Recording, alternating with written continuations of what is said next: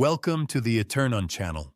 This is a place for gentle science-based stories about Earth and its past, created for learning relaxation and sleep. If you find it helpful, please like and subscribe to support the channel. Now take a breath and begin. 3I/Atlas enters the widest sky as a moving point of light against a crowded background of stars. In the first frames, it is not a visitor with a story, but a faint pattern of pixels that shifts position from one exposure to the next. A survey telescope repeats the same patch of sky night after night, and software compares what stays fixed to what drifts. Most of the sky is steady at that timescale. The stars hold their places. The galaxies remain where they are. A nearby asteroid, by contrast, slides a little, and the difference can be measured. The earliest steps are cautious. An object can be a detector artifact, a cosmic ray hit, or a known body seen under new conditions. The survey checks for consistency across exposures and for a track that matches real motion. When the motion persists, the object receives attention and follow-up observations begin. The name carries information, but it arrives after the evidence. The survey identifier and the discovery report come first. Then the naming conventions follow, and eventually the label becomes a shorthand for the object's character and origin. The meaning of the prefix 3I is central. It indicates that the object is the third confirmed case, assigned an interstellar designation, meaning that its orbit is not bound to the Sun. In practical terms, an unbound orbit means the object arrives from far beyond the solar system, passes through once, and leaves again without returning. That conclusion does not come from a single image or a single night.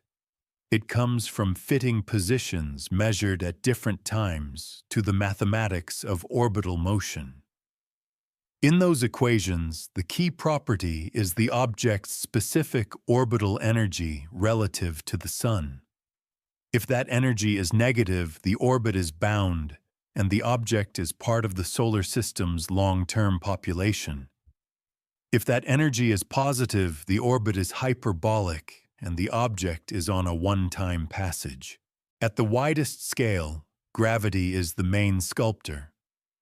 The Sun dominates the motion of small bodies within its reach, and the first question is whether the path can be explained by gravity alone. An interstellar object is not defined by its composition or its appearance. It is defined by its trajectory. The data points are positions on the sky measured against a reference grid of stars, each position stamped with a time. From these, astronomers infer a line of motion, then a curved path, then a full orbit. Early on, the uncertainties are large. The object may be distant and faint. The arc of observation may cover only a small fraction of its path. Small errors in position translate into large changes in inferred speed and distance. Even so, the hyperbolic nature of the orbit can become clear quickly when the incoming speed is high, and the direction of approach does not match the typical patterns of long-period comets that are loosely bound to the Sun. The term interstellar is not a claim about intent or design. It is a description of origin implied by dynamics. It tells a simple story at the largest scale. Long before the object becomes visible to human instruments, it moves through interstellar space where stars are far apart and gravitational forces are weak. Its speed relative to the Sun is set by the history of its ejection from another planetary system and by the slow stirring of gravity in the galaxy. When it nears the solar system, the Sun's gravitational field begins to bend its path inward. Even for an interstellar visitor, the sun acts like a lens that focuses trajectories. The object accelerates as it falls toward the sun because gravitational potential energy converts into kinetic energy. This is expected and ordinary. What makes the current title feel uneasy is the claim of speeding up in a way that should not happen, which points not to gravitational acceleration itself, but to an extra acceleration beyond what gravity predicts. That distinction matters, and it begins with the simplest picture of motion. In a purely gravitational model, once the object's orbit is determined, its future positions can be predicted within the limits of measurement uncertainty and the influence of known planets. The object speeds up as it approaches the sun and slows down as it recedes. The pattern follows a precise relation between distance and speed. If later observations systematically deviate from that relation in a way that cannot be explained by measurement error or planetary perturbations, astronomers describe the difference as a non-gravitational acceleration. At this stage, the widest sky remains the correct region to stay within. The object is still a point of light. The physical details are mostly unknown. The only firm anchor is the orbit, and even that is refined over time. The early record consists of astrometric measurements, each one a small number of arcseconds, on a celestial grid, each one influenced by atmospheric blurring telescope optics and the quality of reference stars. Modern surveys often tie their measurements to precise star catalogs, allowing positions to be measured to fractions of an arcsecond. Still, when an object is faint, the centroid of its light can shift slightly depending on noise and background. If the object begins to show a coma, a diffuse cloud of gas and dust, its apparent center can shift away from the nucleus, and that introduces another layer of complexity. The sky is wide, but the measurements are delicate. This is why the earliest statements about unusual acceleration are usually cautious. They are not only statements about physics, they are statements about the quality of the data and the sufficiency of the model. The label Atlas in the name points to the Discovery System, a survey designed to detect near-Earth objects and other transient phenomena. That connection matters because it describes how the object enters human awareness. It is found by a system built to notice motion and change. Yet an interstellar visitor can be first seen far from Earth and far from the Sun, depending on its brightness and the capabilities of the survey. At this outermost scale, brightness depends on distance size and reflectivity, as well as any activity that produces a surrounding cloud. With only brightness, distance, and motion, many different physical bodies can look similar. A small, bright object can resemble a larger, darker one. A dormant, rocky body can resemble an icy body with faint activity. The early stage is therefore a stage of classification by dynamics and light alone. The 3I designation says with the strongest confidence that the object is not bound to the sun. Everything else is still open. The title suggests a second claim that the object is speeding up beyond expectation. In this first section, the correct approach is not to argue for any one mechanism, but to establish why such a claim can arise so quickly from the sky itself. When a new object is discovered, its orbit is first fit with a simple gravitational model. As more measurements arrive, the orbit is recomputed. If the residuals, the differences between observed and predicted positions, show a consistent pattern, modelers may add parameters that represent non-gravitational forces. The term non-gravitational does not mean mysterious. It means not included in the gravitational model. For comets, the standard edition represents thrust from outgassing the flow of gas away from the surface as ices warm and sublimate.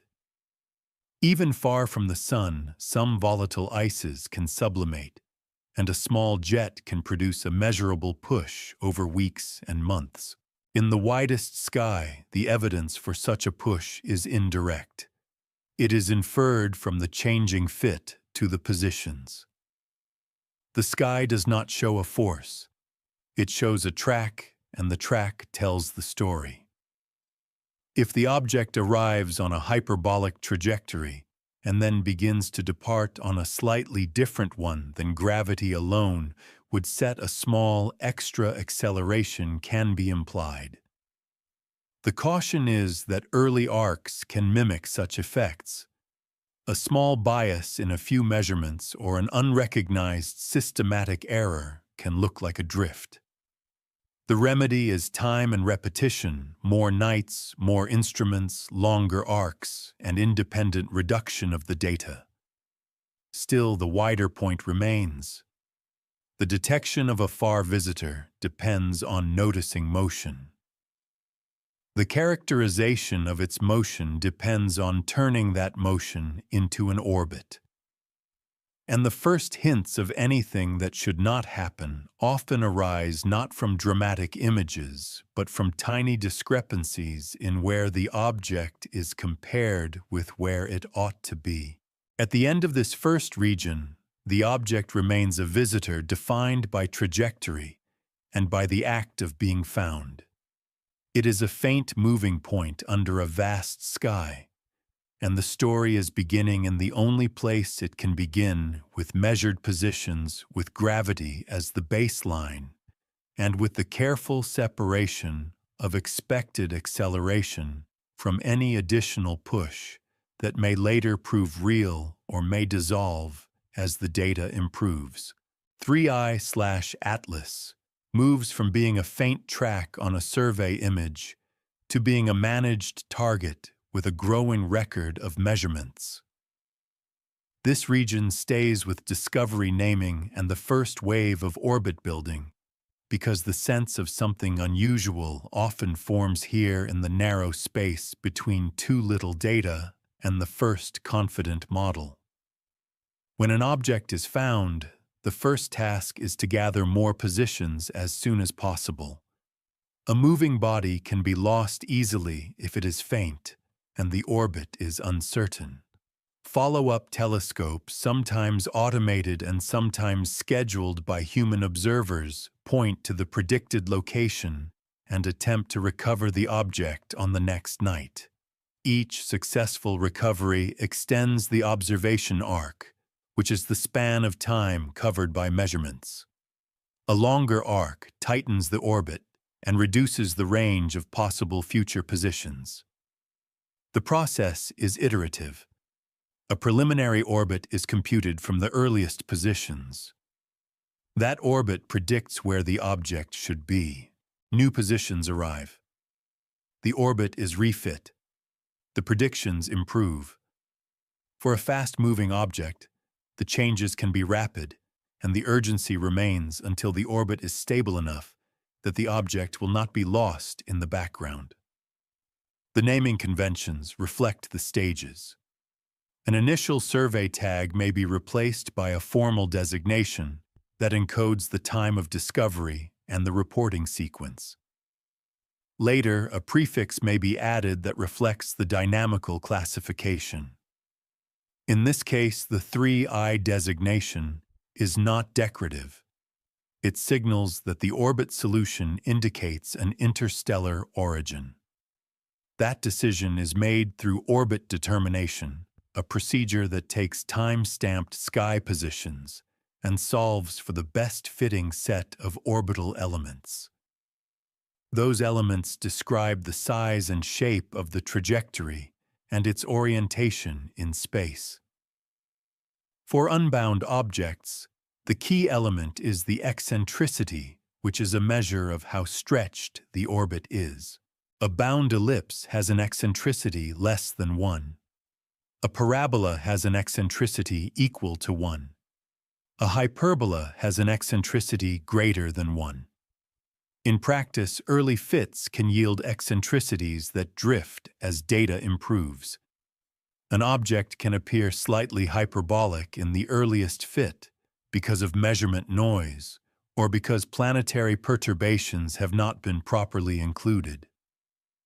For an interstellar designation to be appropriate, the hyperbolic nature must remain after refinement, and the uncertainty must be small enough that a bound solution is very unlikely. This is why the early days can be tense. The community watches the orbit updates and the reported uncertainties. A small change in the data set or a re-reduction of images with better star catalogs can shift the best fit. Still, once enough high-quality positions accumulate, the hyperbolic conclusion can become robust. At that point, the naming is a public recognition of a dynamical fact. Alongside orbit determination, observers measure brightness. Photometry turns the object's light into a magnitude, which is a logarithmic measure of apparent brightness. Brightness depends strongly on distance from Earth and from the Sun, so raw magnitudes are corrected to compare changes over time. The earliest brightness measurements help set expectations for size and activity, but they are indirect. If the object is inactive, the brightness comes mostly from reflected sunlight, and it can be related to size if an assumed reflectivity is chosen. If the object is active, the brightness includes contributions from dust and gas around the nucleus, and the relationship to size becomes weaker. Early reports often include tentative size estimates that can change significantly later because the true reflectivity and the presence of activity are unknown. The first images may show a point-like source, but a faint coma can be hard to detect, especially when the object is faint and the seeing is poor. A subtle coma can still shift the measured center of light, which matters because astrometry assumes that the measured position corresponds to the center of mass. If the light is asymmetric, the centroid can be offset. This is one of the ways that purely observational effects can masquerade as dynamical anomalies. The orbit model might appear to require a small extra acceleration to fit the positions when the real issue is that the measured positions are biased by the shape of the light distribution. To address this, observers use techniques that attempt to measure the nucleus position within the coma, or they select images where the object is most point-like, or they model the coma and subtract it. In the earliest phase, such refinements may not yet be applied consistently across all data sets, and the orbit fit can reflect the mixed quality of measurements. Another early complication is the reference frame. Modern astrometry often relies on star catalogs that provide extremely precise star positions. If the reductions use different catalogs or different correction models, small systematic offsets can appear between observatories. When data from many telescopes is combined, these offsets can create patterns in the residuals. Orbit computers can sometimes detect and downweight problematic data, but the earliest fit may still show an apparent drift. This is why an early claim that an object is speeding up in an unexpected way must be understood as a claim about residuals, not about a direct speed measurement. Speed itself is not measured from a single position. It is inferred from the change in position over time, combined with the distance to the object, which is also inferred from the orbit. In early days, the distance can have non-trivial uncertainty. As that uncertainty shrinks, the inferred speed becomes more precise. The appearance of a non-gravitational acceleration often emerges when the orbit is precise enough that the remaining residuals are not random. If the object consistently appears slightly ahead of or behind the predicted position along its track, the modeler may add a non-gravitational term. For cometary objects, the conventional approach is to include a parameterized thrust that depends on distance from the Sun, based on empirical models of how sublimation changes with sunlight. This can reduce residuals and produce a better fit. The presence of such a term does not automatically mean the object is behaving strangely. It can be a standard way to account for outgassing. What creates the feeling of shouldn't happen is when the size of the required term seems inconsistent with the object's observed activity, or when the direction of the inferred acceleration is unusual, or when the acceleration persists in regions where activity is not expected. In this region of the story, those later interpretations are not yet appropriate. The correct focus remains on how the claim is built from the early data stream. As more observations arrive, the orbit solution is updated and disseminated through community channels. Each update contains a best fit orbit and uncertainties, and sometimes notes about whether non-gravitational parameters were included. The scientific posture is conservative. Gravity is the default. Additional forces are added only when they are required to fit the data. Even then, multiple explanations can exist, ranging from real thrust to subtle biases in measurement. The naming, by contrast, can appear decisive. A prefix like 3 suggests a clear category, and that can amplify the impression that everything else about the object is equally clear. In reality, the naming captures one robust conclusion and leaves most physical properties open. An interstellar origin can be secure, while the size, shape, spin, and activity remain uncertain. The early measurements therefore serve two roles. They establish the orbit that defines the object's origin, and they set the stage for later physical interpretation by revealing or seeming to reveal small deviations from gravitational motion. In the widest sense, the discovery phase is a dance between caution and urgency. The object must be followed quickly, but the interpretations must wait for enough data to separate true forces from observational artifacts. By the end of this region, the object has a stable identity in catalogs, a growing set of positions and brightness measurements, and an orbit that points convincingly to an interstellar path. The phrase "speeding up" remains at this stage a shorthand for the possibility that a simple gravitational model is not the whole story. A possibility that is born not from spectacle, but from the slow tightening of uncertainties as the observation arc lengthens and the residuals either dissolve into noise or persist as a pattern that demands a physical explanation. 3I/Atlas is now placed in the broadest physical sense back into interstellar space, not as a mystery, but as a small body moving through a very large volume where nothing changes quickly. This region remains outside the solar system because the outer to inner path requires the story to finish the outermost environment before approaching the Sun's domain. Interstellar space in the local galactic neighborhood is not empty in the everyday sense. It contains gas-dust magnetic fields and a diffuse bath of radiation. Yet for a solid object, the size of a small asteroid or comet nucleus, The practical experience of that environment is extreme quiet. The density of gas is so low that collisions are rare. The dust grains are sparse. The sunlight from any one star is weak at interstellar distances.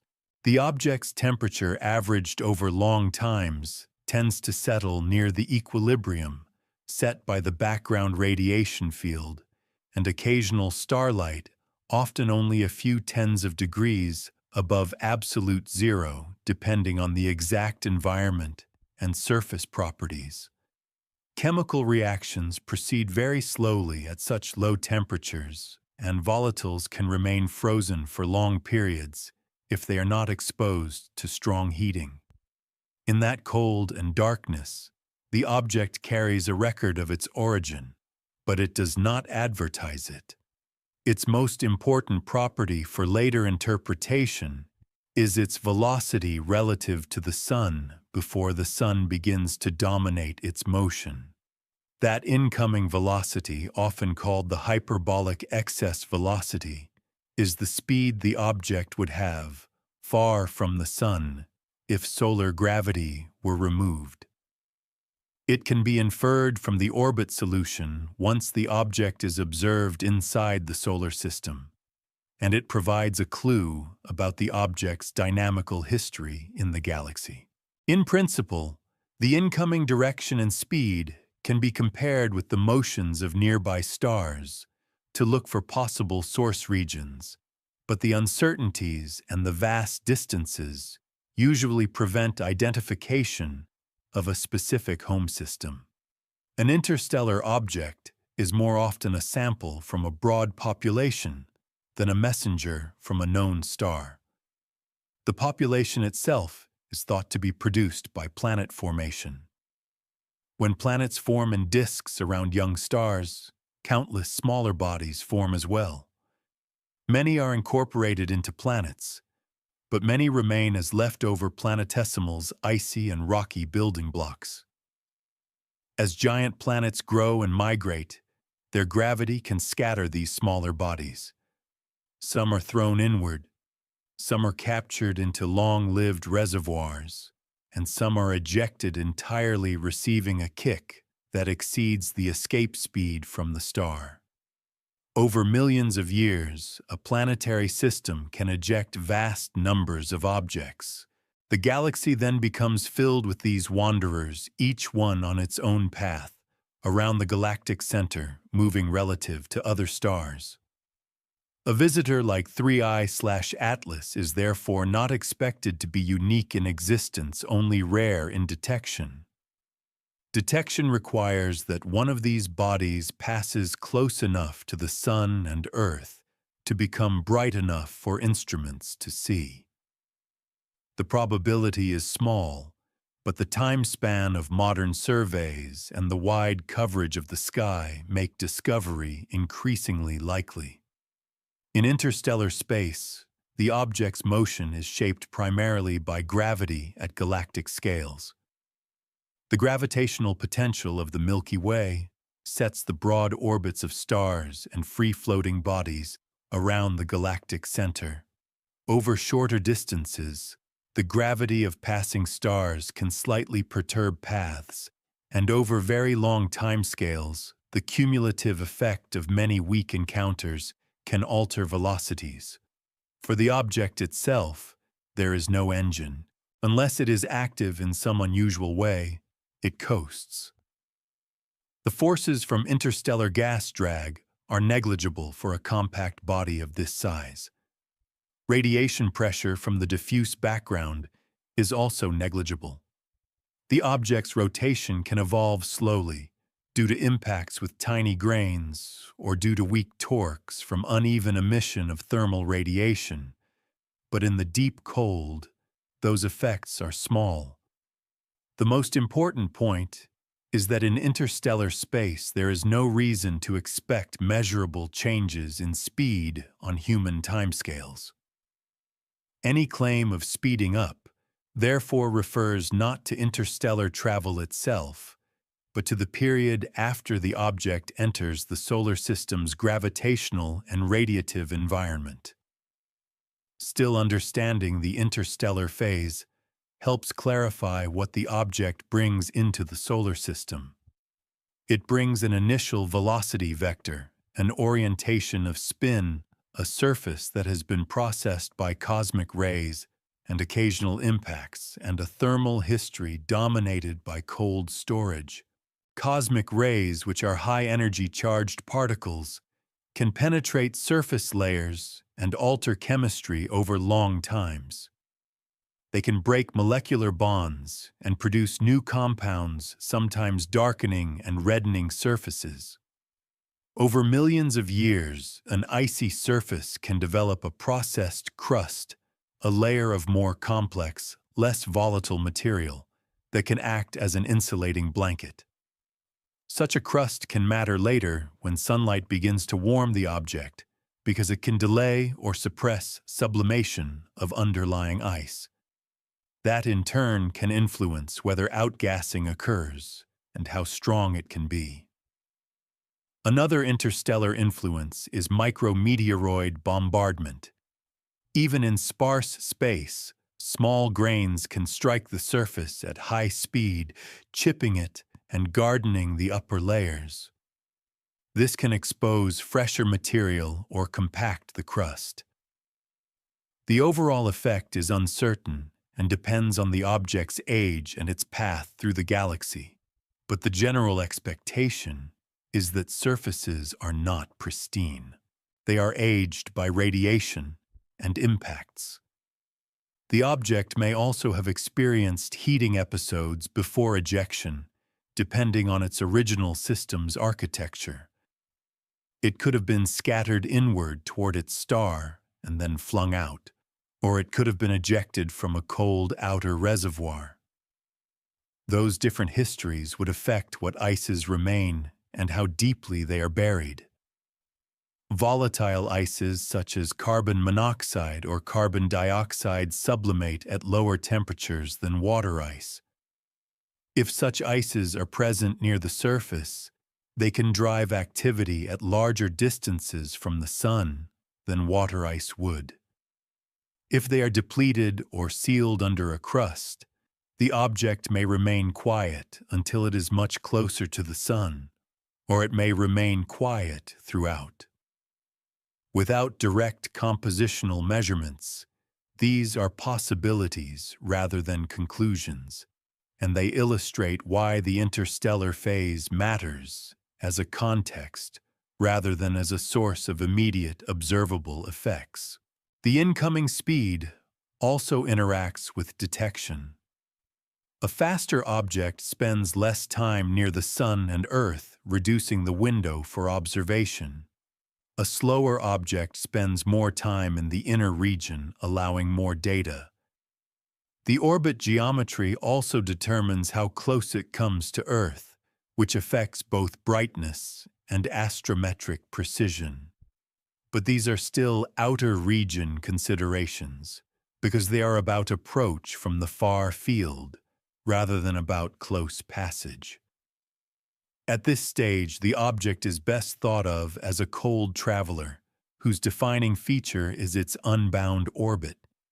It does not arrive as a blazing comet tail or as a resolved shape. It arrives as a faint point whose presolar history is inferred not seen.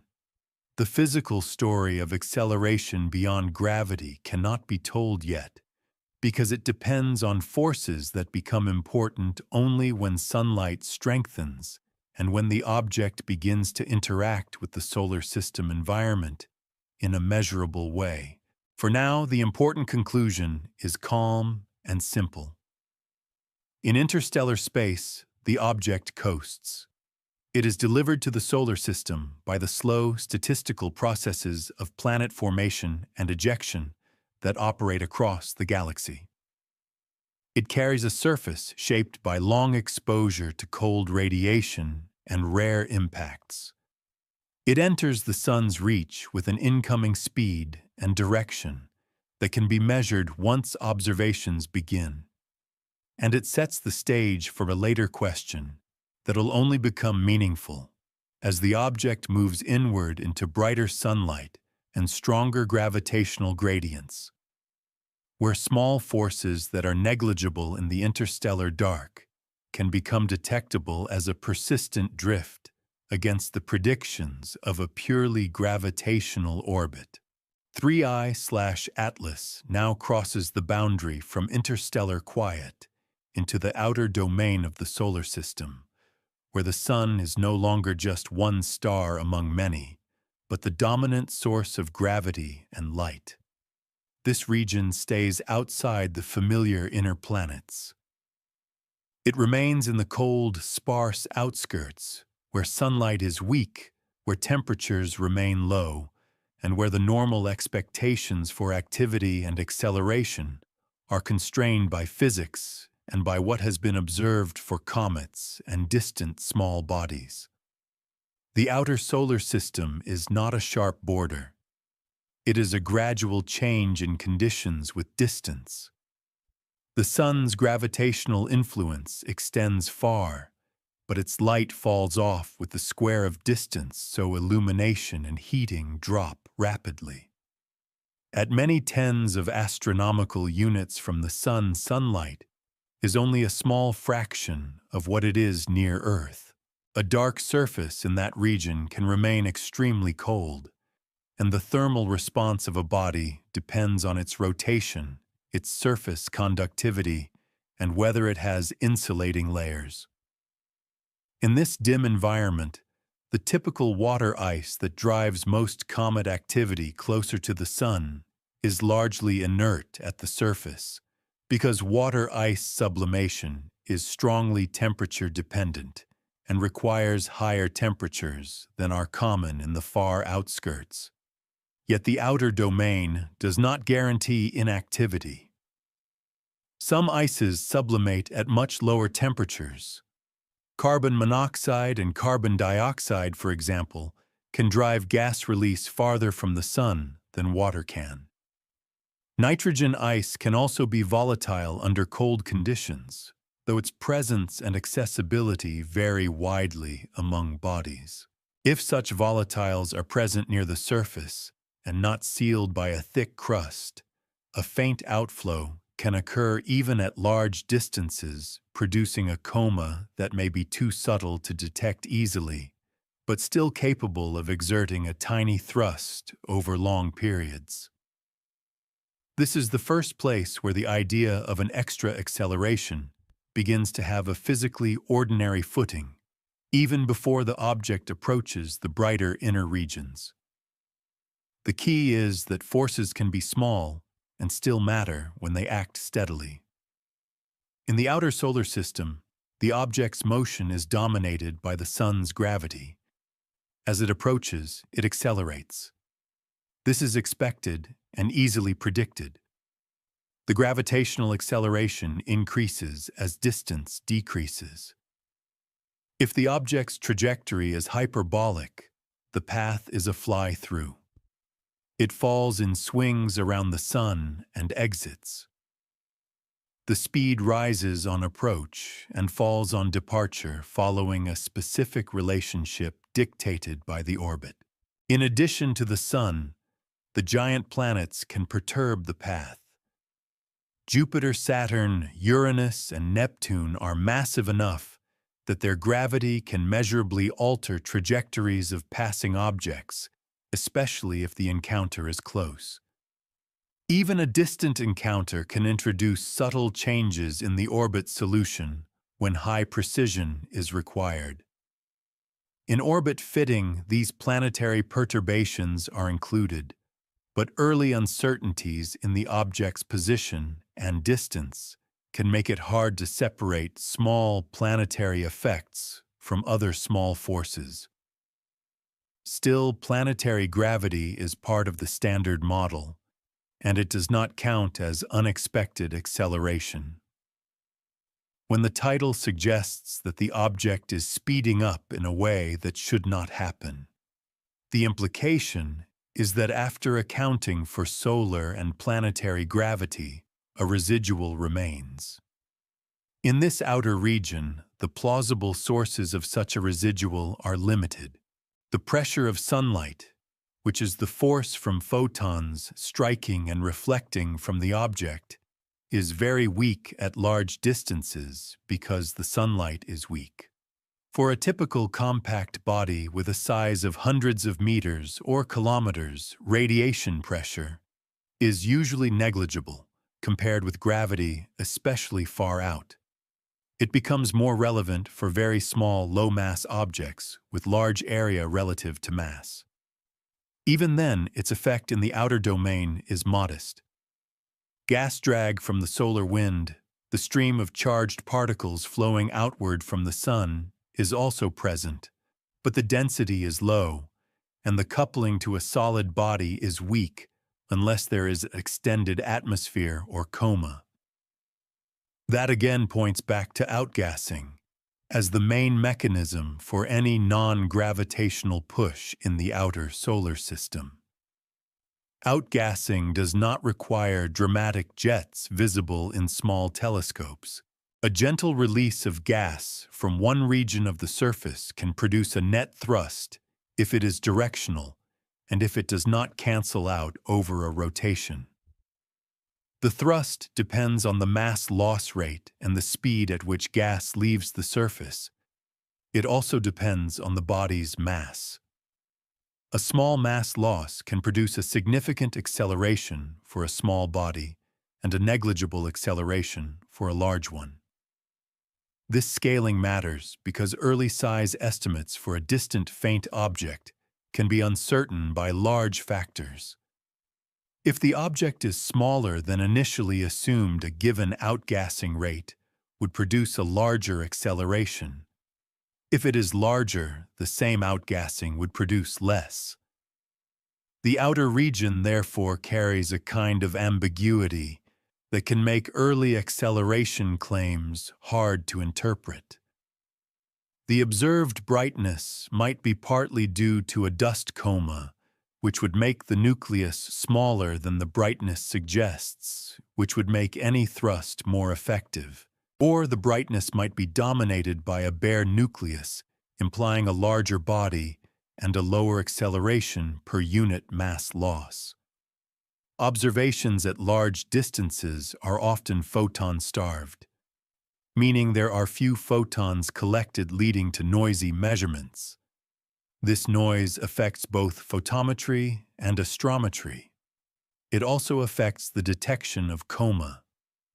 A coma can be present but remain unseen. In that case, outgassing could be real but not obvious. Conversely, a coma-like appearance could be an artifact of poor seeing or tracking. In the outer domain, the atmosphere of Earth is still a factor for many observations. Turbulence blurs images and can smear faint features. Space-based observations avoid this, but they are harder to schedule and may not be immediately available. Another important aspect of the outer solar system environment is thermal inertia, the tendency of a material to resist temperature change. A body with low thermal inertia warms and cools quickly with sunlight, while one with high thermal inertia changes more slowly. If an object rotates, different parts of its surface experience day and night. The depth to which heat penetrates depends on thermal properties. At large distances, the day-night temperature contrast can still exist, but the absolute temperatures are low. Volatile ices near the surface can respond to small temperature changes. If a patch warms slightly, it can begin to sublimate, and the gas can escape through pores or fractures. If the surface is sealed, the gas may build pressure and then vent episodically. Both steady and episodic behavior are possible, but in the outer domain, everything is slower and weaker than closer to the sun. This makes the observational signatures faint. The term speeding up in this context can be a shorthand for a small persistent drift that accumulates over time. A tiny acceleration applied for weeks can shift the predicted position by an amount detectable by precise astrometry. This is the kind of effect that can first appear as a pattern in residuals while the object still looks like a point. It is also the kind of effect that can disappear when data is reprocessed, when biased measurements are removed, or when a coma-induced centroid shift is corrected. The outer domain therefore encourages careful thinking. It offers a plausible physical mechanism for non-gravitational acceleration, namely outgassing of highly volatile ices, but it also offers many opportunities for misleading signals in the data. In addition, the giant planets contribute subtle gravitational complexity.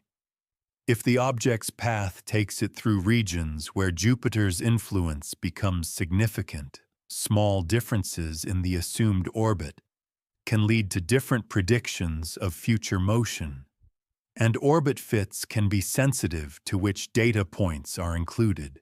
The proper approach is incremental. The object is tracked as it continues inward. The observation arc grows. The orbit solution improves. If non-gravitational parameters remain necessary and the best fit, then the case for real extra forces strengthens. If they do not, then the early claim is revised. At the end of this region, 3I/Atlas remains in the outer solar system environment, where sunlight is weak and expectations for strong activity are limited. Yet the physics still allows gentle forces to act, especially through the sublimation of the most volatile ices. The object is still too distant for detailed physical characterization, but its motion can already be measured precisely enough that tiny deviations from a purely gravitational track may appear. This is the outer setting where the question begins to sharpen not into a conclusion, but into a disciplined problem. If the drift is real, what small conservative force can act in this cold domain, and how can observations distinguish that force from the many ways a faint point of light can mislead when measured at the edge of detectability? The story now stays with motion itself, still in the outer solar system context, and clarifies what speeding up means when astronomers speak carefully. Speeding up can refer to ordinary gravitational acceleration, which is expected as any object falls inward toward the Sun. It can also refer to an additional acceleration inferred after gravity from the Sun and planets is accounted for. The second meaning is the one that carries the sense of surprise because it suggests that something besides gravity is pushing on the object. In orbital mechanics, the basic gravitational picture is exact in a simple model. At any given distance from the Sun, a hyperbolic visitor has a predictable speed based on its orbit. The path is defined by conservation of energy and angular momentum. If an object is far from the Sun, its speed approaches a constant value, the incoming speed it has, relative to the Sun before solar gravity acts strongly. As it approaches, it accelerates. The speed increases smoothly as distance decreases. If the object passes perihelion, the point of closest approach, it reaches a maximum speed, then slows as it climbs back outward. This behavior is not optional. It follows from gravity and is seen in every comet and asteroid, bound or unbound. It is also the reason why a phrase like speeding up can be misleading in public language. In the strict sense, all objects speed up as they approach the Sun. What matters scientifically is whether the measured positions and times imply a speed that is higher than the gravitational model predicts, or whether the timing of the object's passage along its orbit is shifted in a way that can be described as an extra acceleration. Astronomers usually do not say an object is speeding up based on a direct measurement of velocity. They say it because when they fit an orbit to the astrometric data, the best fit requires an extra term. The data are a set of sky positions at known times.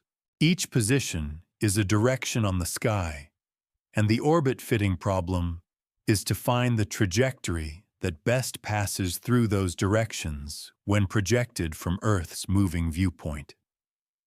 The fit includes the effects of Earth's motion, the object's changing distance, and the gravitational pulls of the Sun and planets. The result is a predicted position for each observation time. The difference between predicted and observed positions is the residual. If residuals are random, the model is adequate, and the remaining differences are due to measurement noise. If residuals show a systematic pattern, the model is missing something or the measurements contain a bias that is not random. A non-gravitational acceleration is one way to represent the missing physics in a compact form. It is not a claim of a particular mechanism by itself. It is a mathematical adjustment that improves the fit when a purely gravitational orbit does not. The direction of the inferred acceleration matters. In orbit analysis, extra accelerations are often decomposed into components relative to the orbit radial along the line from the Sun to the object, transverse along the direction of motion, and normal perpendicular to the orbital plane. A purely gravitational orbit needs no such components beyond gravity. If a comet outgasses, the thrust can have a component that pushes it slightly outward from the Sun or slightly along its track, depending on where the active jets point relative to the Sun and the rotation of the nucleus. A persistent transverse component can speed the object up along its orbit, making it arrive earlier than expected at later observation times. A radial component can change the orbit shape by altering the effective solar attraction. A normal component can tilt the orbit plane. In many cases, the dominant effect of cometary outgassing is a small change along the track, because that produces the most noticeable timing shift. When public language says speeding up, it often corresponds to a transverse component that reduces the time the object takes to move between two parts of its orbit. But the real statement is subtler. It is that the orbit fit is improved by including a small non-gravitational term, and that the implied term has a direction and magnitude that can be estimated with uncertainties. The magnitude is usually extremely small in everyday terms, often far less than 1 millimeter per second. Yet over weeks or months, it can produce a measurable displacement. The scale is like a gentle, steady nudge rather than a sudden burst. In the outer solar system, the expected magnitude of non-gravitational acceleration from outgassing depends on the available energy from sunlight and on the volatility of the ices. Sunlight is weaker, so water-driven activity is usually minimal. If acceleration is inferred, the first question is whether the object could be emitting gas from more volatile substances, or whether the signal could be an artifact of data. Another key point is that orbit determination is sensitive to assumptions about the reference frame and the inclusion of perturbations. Planetary gravity must be included accurately. For an object on a fast hyperbolic path, even a modest encounter distance with a giant planet can alter its trajectory. When observational arcs are short, small uncertainties can allow multiple orbit solutions that fit the data nearly equally well, and those solutions can imply slightly different future positions. If later data selects one solution over another, It can appear as though the object has changed its behavior when in fact the earlier orbit was simply less accurate. This is why the phrase "should not happen" is often not a statement about impossibility, but about expectation given a model that may still be incomplete or uncertain. The measurement process itself also shapes the inference. Astrometry measures the position of the object's light. If the object has a coma, the light may not coincide with the center of mass. A jet that pushes the object can also produce an asymmetric coma, shifting the centroid in the same direction as the physical thrust, which can either amplify or confuse the inference.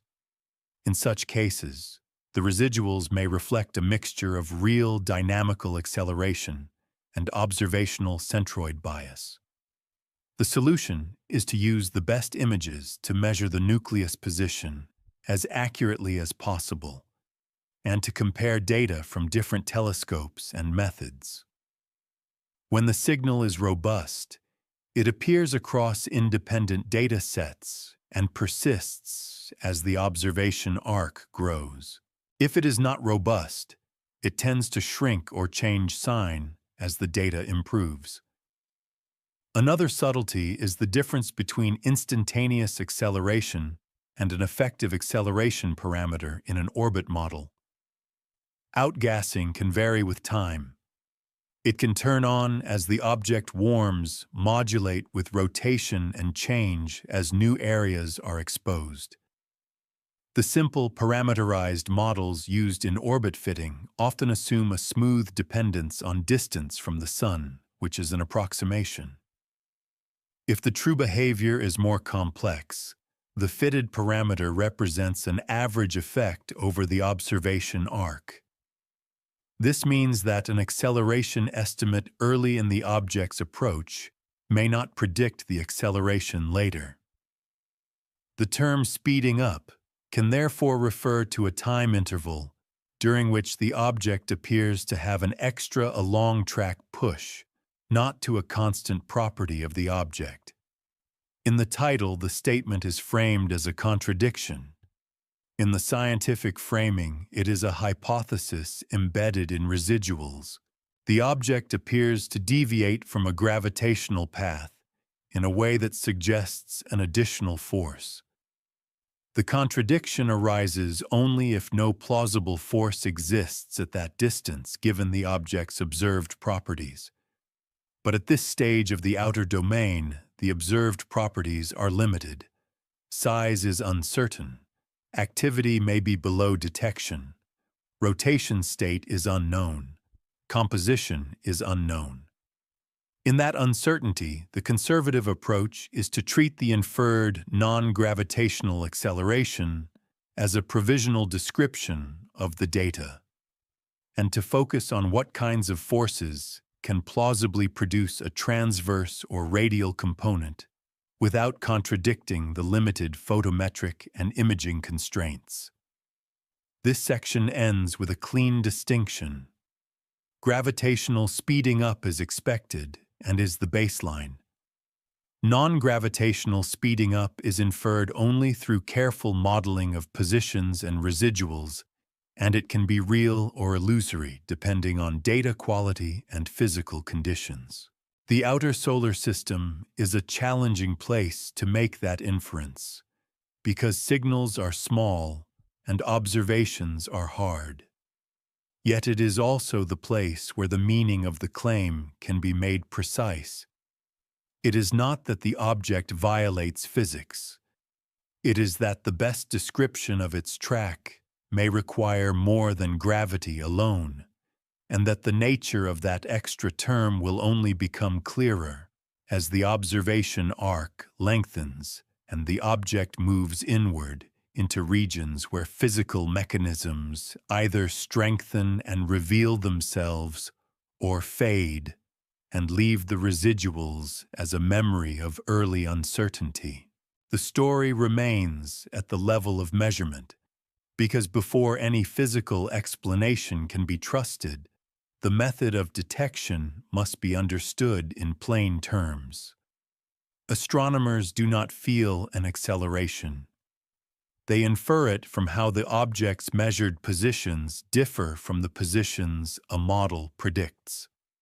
The data are astrometric points, each one a direction on the sky recorded at a particular time. To create an orbit, those directions are combined with a model of Earth's motion and a model of how gravity acts on the object. The model predicts where the object should appear in the sky at each observation time. The residual is the gap between predicted and observed. When residuals are small and scattered, the model is adequate.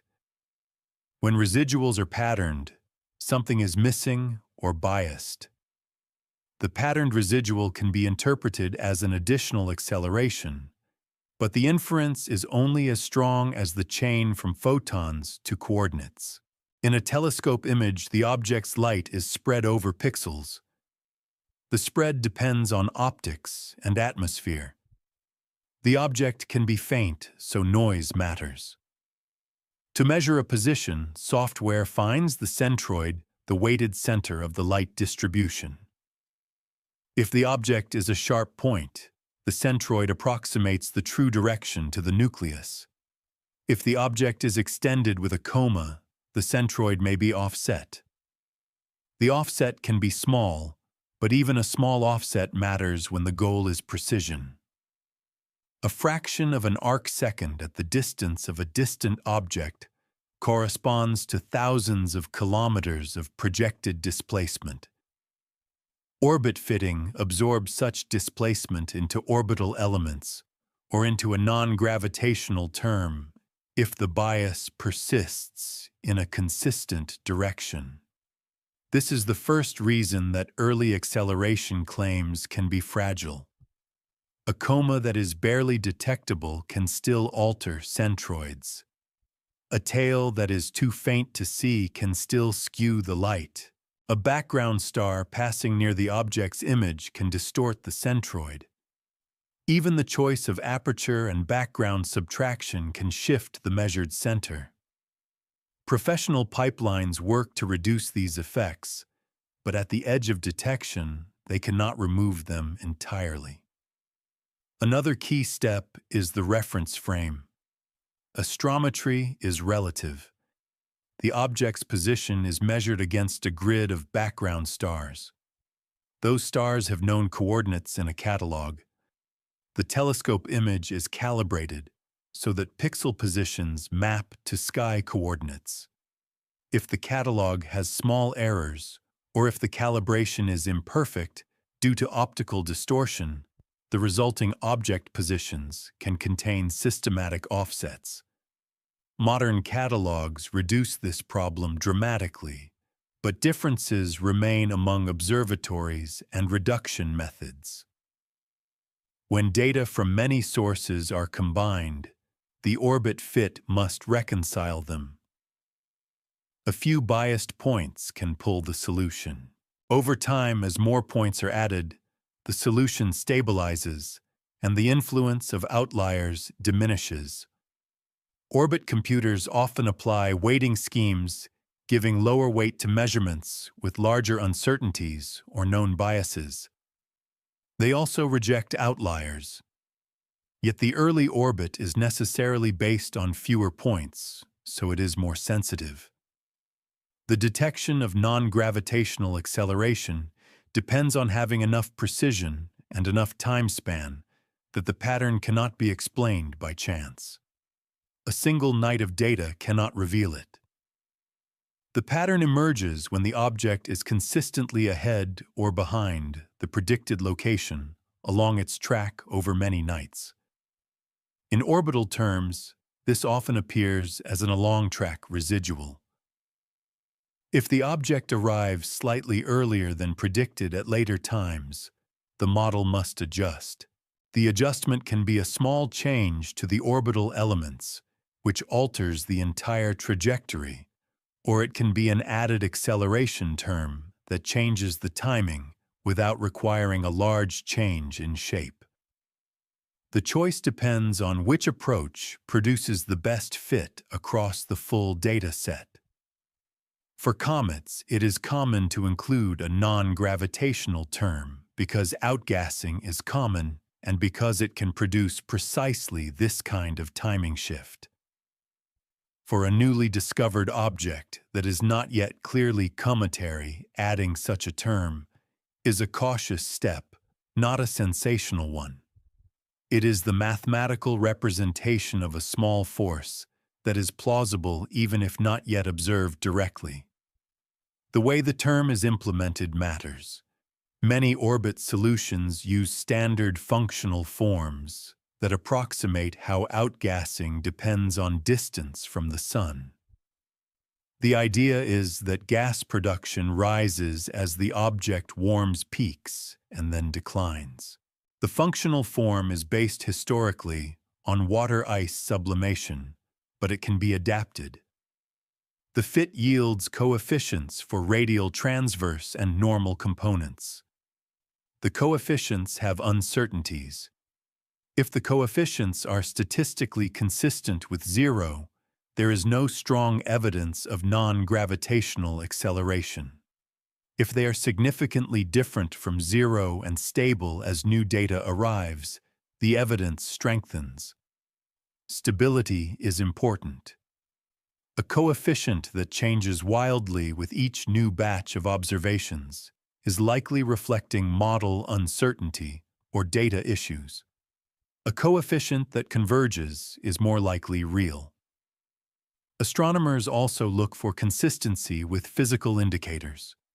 If an orbit fit suggests a strong non-gravitational push, there should often be some sign of activity in images or in spectra, unless the object is very small or the gas is mostly invisible.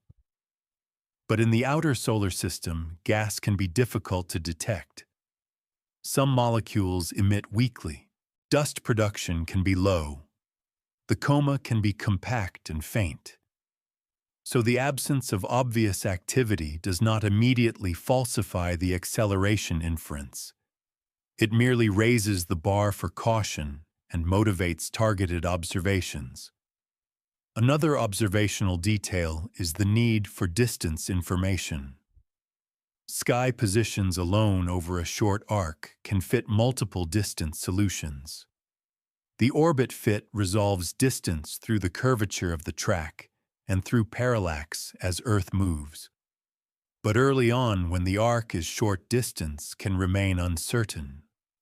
Speed estimates depend on distance because a given angular motion corresponds to different linear motion, depending on how far away the object is. As the distance becomes better constrained, the inferred speed becomes more reliable. An apparent speeding up can sometimes be a consequence of an earlier distance error being corrected later.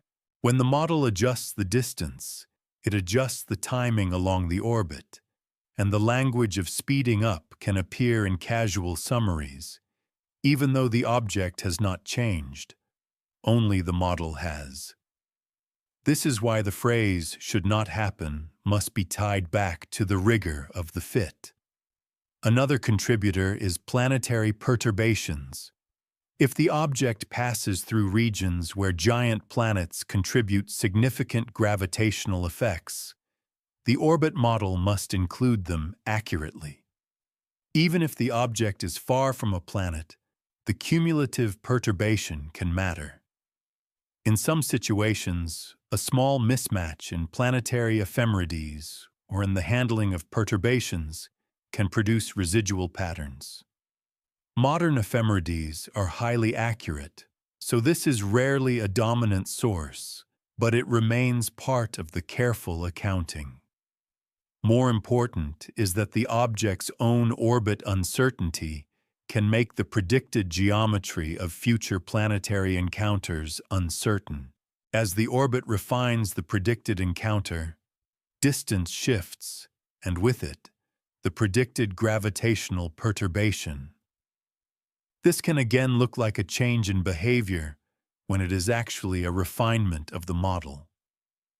To test the reality of non-gravitational acceleration, observers seek independent confirmation and varied methods.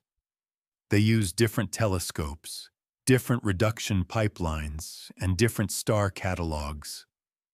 They examine the images for coma asymmetry and contamination by background sources.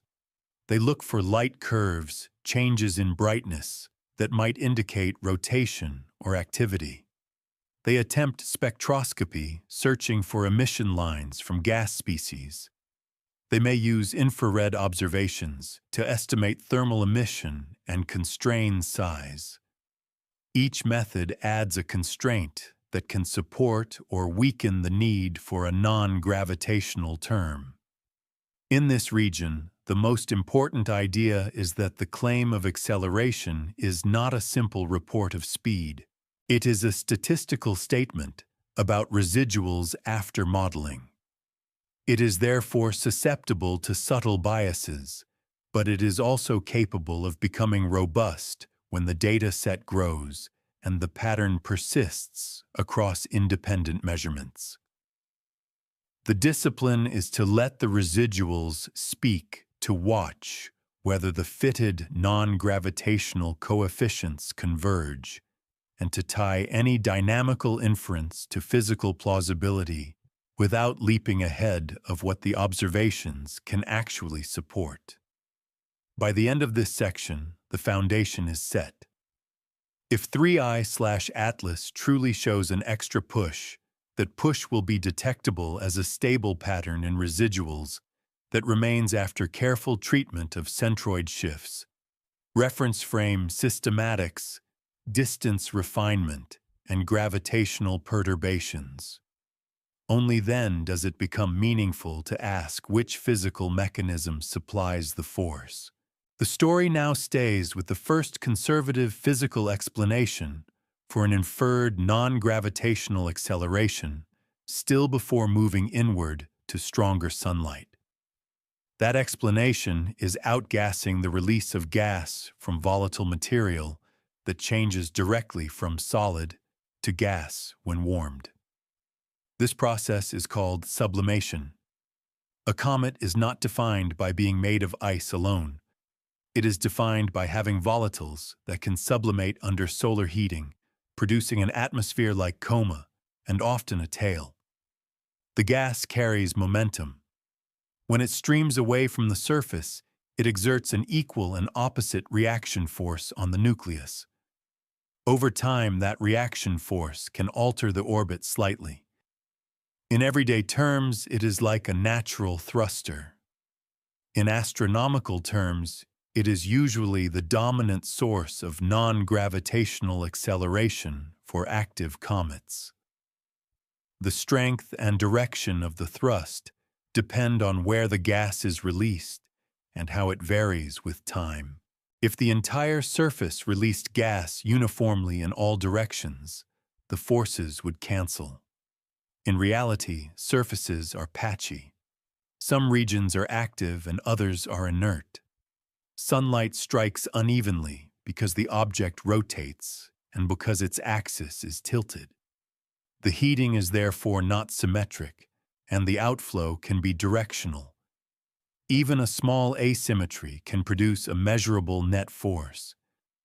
In the outer solar system, the crucial question is which volatiles can sublimate at the temperatures available.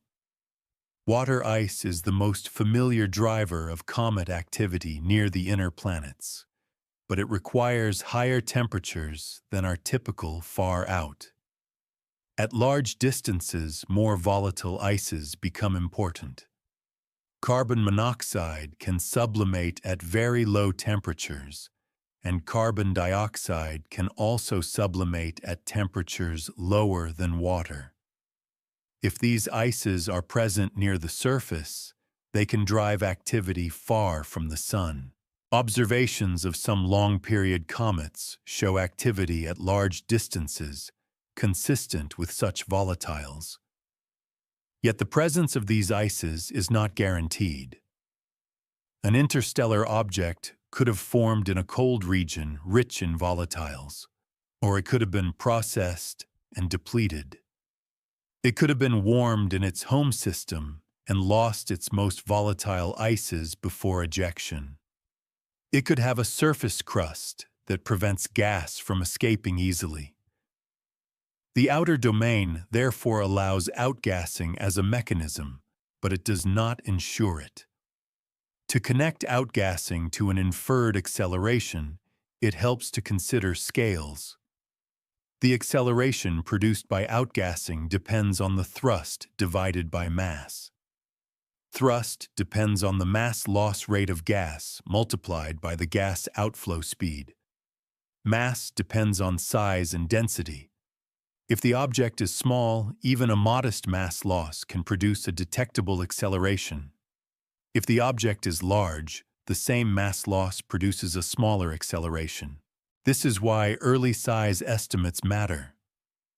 A faint object could be small and active with most of its brightness coming from a coma.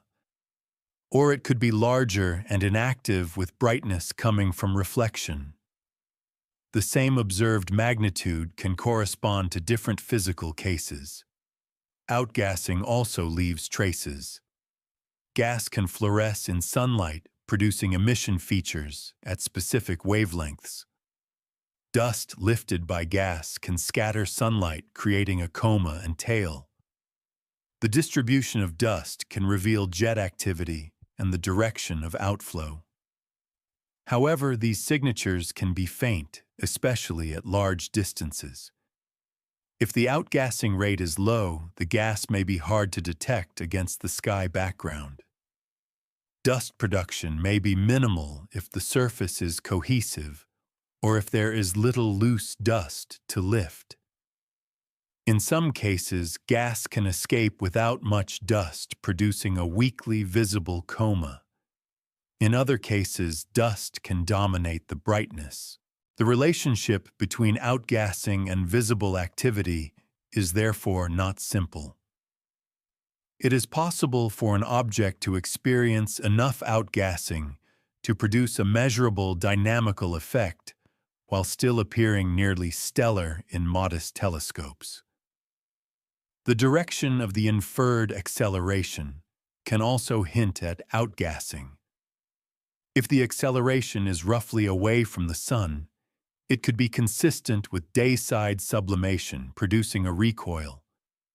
If it is along the direction of motion, it could reflect the geometry of active regions, and the thermal lag, meaning that the peak outgassing occurs after the subsolar point has passed, shifting the net thrust. Thermal lag arises because the surface and near-surface layers take time to warm, and because heat penetrates to some depth. If the active layer is below the surface, the maximum gas release may occur after the local noon on the rotating body, creating a thrust that is not perfectly radial. This can produce a transverse component, effectively pushing the object slightly ahead in its orbit. The normal component perpendicular to the orbital plane can arise if jets are oriented out of the plane due to the shape and spin axis. In detailed comet studies, these components can sometimes be linked to observed jets and spin states. For a distant, faint interstellar object, such detail is usually not available early, but the general principle holds. Outgassing can produce accelerations with different components depending on geometry. Another aspect is variability. Outgassing can turn on as new ice is exposed or as a crust cracks. It can vary with rotation, producing periodic changes in brightness and in jet direction. It can also vary with distance from the Sun, increasing as sunlight strengthens. If a non-gravitational acceleration is inferred, and it grows as the object approaches the Sun, that behavior can be consistent with sublimation-driven thrust. If the inferred acceleration remains constant or increases in a way that does not track expected heating, then outgassing becomes less satisfactory, though still possible, if different volatiles dominate at different distances. In the outer region, a key conservative idea is that carbon monoxide-driven activity can begin far out and may not change as steeply with distance as water-driven activity would. Another point of caution is that the same outgassing that produces thrust can complicate astrometry. A coma can shift centroids. A jet can produce an asymmetric brightness distribution. If the centroid bias correlates with the direction of the physical thrust, the orbit solution can overestimate or underestimate the true acceleration. This makes it essential to separate the dynamical effect from the observational effect. In practice, this is done by using high-resolution imaging when possible, by measuring the nucleus position, by selecting data with minimal coma, and by comparing results across methods. The physical plausibility of outgassing also depends on mass balance. If a large acceleration is inferred, it implies a certain thrust. That thrust implies a certain mass loss rate. Over time, that mass loss would change the object's size and brightness, and it would likely produce a detectable coma. If no such changes are seen, either the acceleration is smaller than claimed, or the object is smaller than assumed, or the gas is escaping in a way that produces little dust and is hard to detect, or the measurement is biased. This kind of accounting is one of the most conservative tools in the field. It does not require exotic assumptions. It simply compares the momentum needed to produce the inferred acceleration with the momentum available from plausible sublimation. In the case of an interstellar object, additional uncertainties arise because density and composition are unknown. Density can vary widely among small bodies. A porous, low-density body has less mass for a given size, making it more responsive to thrust. A compact, high-density body has more mass and is less responsive. If the body is very porous, it might also vent gas differently through channels and voids, potentially producing more collimated jets. Yet porosity can also be reduced by surface processing and sintering, where heat causes ice grains to fuse and reduce permeability. The balance between these effects is not known without direct measurements. Still, outgassing remains the default physical explanation, because it has been observed to produce non-gravitational acceleration in many comets, and because it requires no new physics. In this outer region, it sets the baseline question for later sections. If 3I/Atlas appears to be speeding up beyond gravity, can the required force be supplied by plausible sublimation of volatile ices under weak sunlight, given what is observed about its brightness morphology and the stability of the residuals? The answer will depend on improved constraints as the object continues inward and as observations become richer. For now, outgassing is the simplest engine that nature provides, and the task is to test it patiently against the data rather than to treat the inference of acceleration as a violation. The story remains with the same outer domain, but it now turns to the careful cases where outgassing does not fit cleanly. Not because it is impossible, but because the required thrust seems difficult to reconcile with the limited signs of activity. This region is still conservative. It does not add new kinds of objects or motives. It simply asks how the standard explanation can fail in practice and what kinds of uncertainties can make it look as though it fails when it may not. One common tension comes from brightness. If an orbit fit implies a certain non-gravitational acceleration, it implies a certain force. For a given assumed mass, that force implies a mass loss rate of gas, and that gas often drags dust, producing a coma. If the object appears point-like with no clear coma, the implied mass loss can seem too high. Yet this reasoning depends on assumptions that can be wrong. The first is size.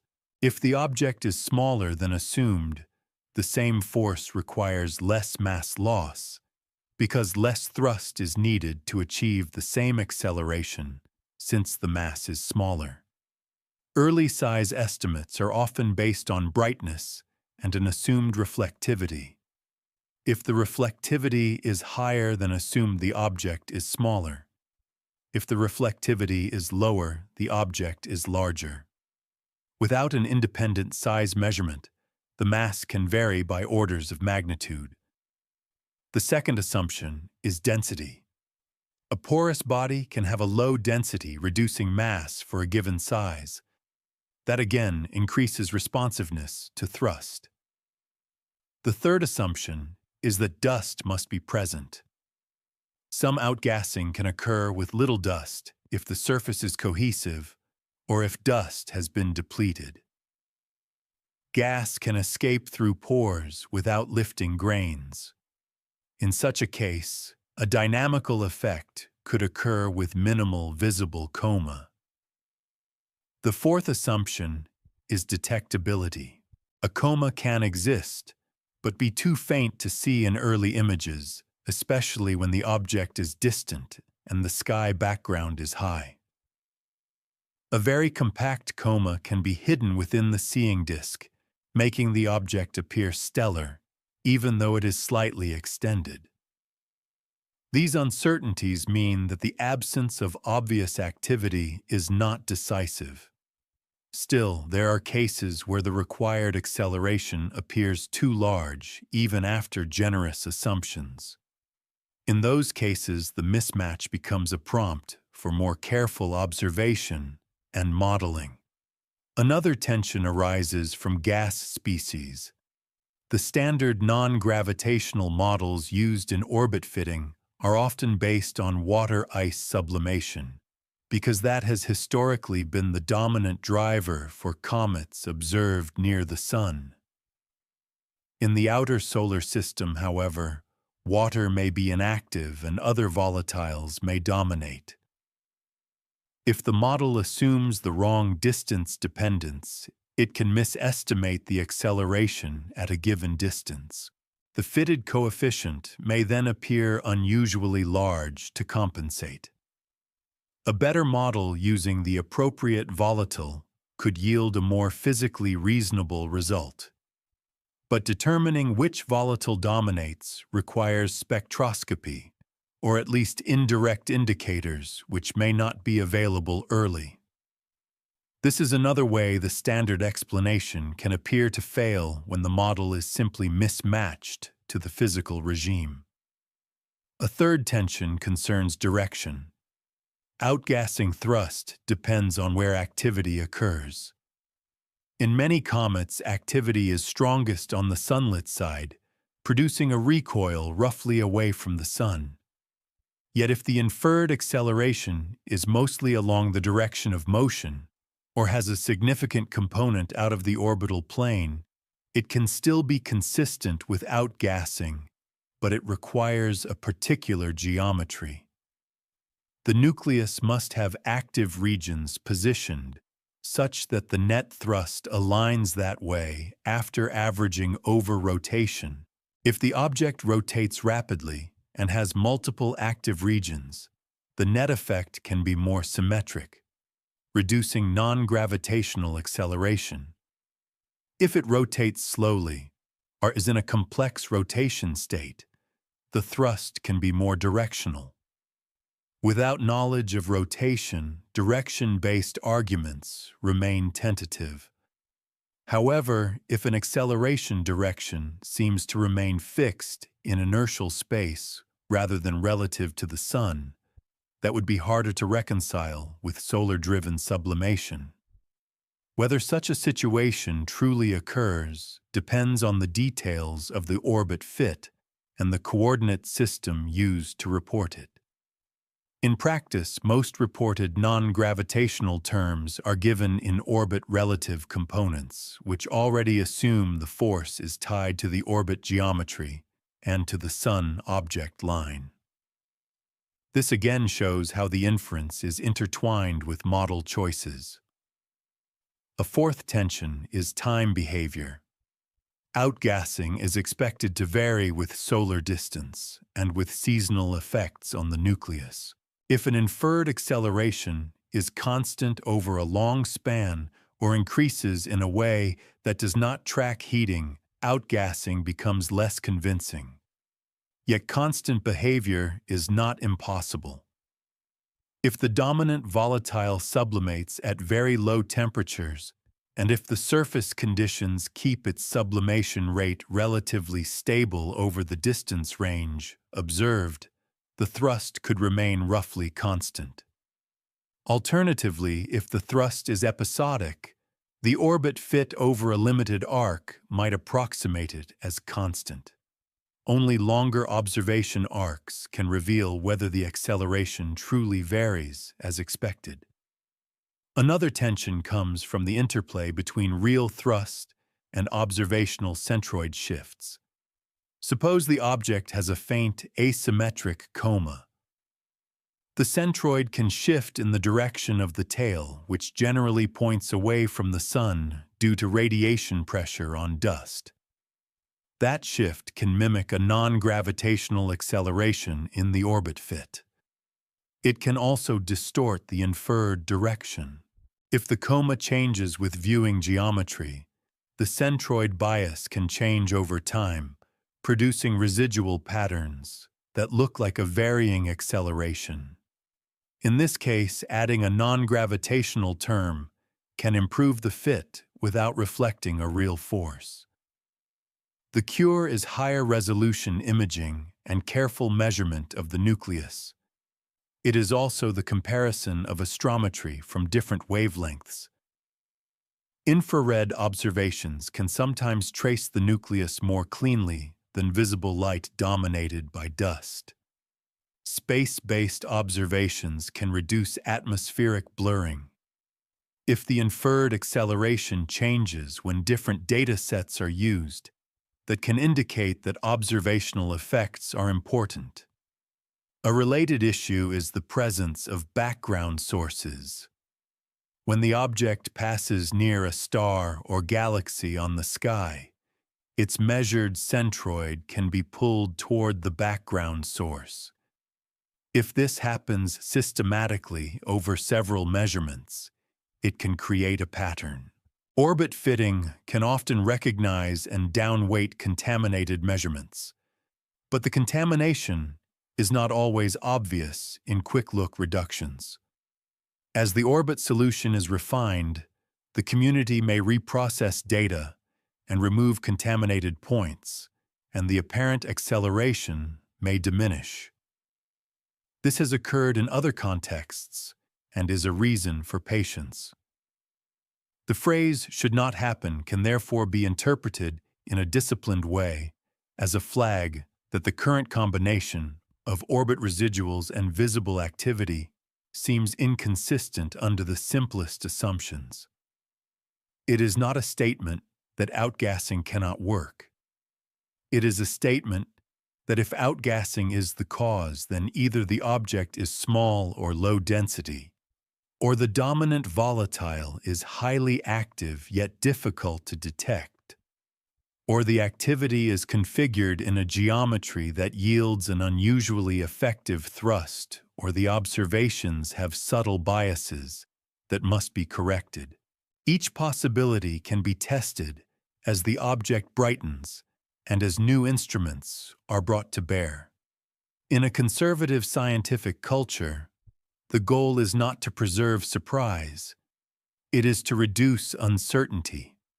In this region of the story, reducing uncertainty means improving constraints on size, looking harder for coma, and gas measuring rotation and light curve behavior, and maintaining a long, precise astrometric arc. If the non-gravitational signal persists and the physical indicators remain absent. The mismatch becomes more compelling, and it motivates a broader search for mechanisms. If the signal weakens or the indicators appear, the standard explanation becomes sufficient again. The outer domain is therefore the place where outgassing is tested and sometimes strained. It is also the place where the strongest disciplined statement can be made. The data may be suggesting a small extra force, but the data are still sparse. The physical properties are still uncertain, and the simplest mechanism remains plausible, even when it is not yet obviously visible. Because the path from faint light to force involves many steps, each one capable of producing apparent anomalies that can be resolved only by more careful and more varied observation. The story stays with sunlight, but it now focuses on a different conservative force that does not require gas at all. This is radiation pressure, the push of photons. Sunlight carries momentum. When photons strike a surface and are absorbed or reflected, they transfer momentum, producing a tiny force. For large bodies, the force is negligible compared with gravity. For small bodies with low mass relative to their surface area, the force can become measurable. The key parameter is the area-to-mass ratio. A small, dense rock has a low area-to-mass ratio, so radiation pressure does little. A thin, low-density object or a cloud of dust has a higher area-to-mass ratio, so radiation pressure has more effect. In the outer solar system, sunlight is weak, so radiation pressure is weaker as well, falling off with the square of distance from the sun. Yet if the object is extremely small or extremely low mass for its area, the effect can still be detectable over time. This makes radiation pressure one of the first alternatives considered when outgassing seems insufficient. It is still a familiar physical process and does not require new physics. The physics is straightforward. The force from radiation pressure is proportional to the solar flux, which is the power per unit area received from the sun. It is also proportional to the effective cross-sectional area that intercepts sunlight. The acceleration is that force divided by mass. The solar flux declines as 1 over distance squared, so the force does too.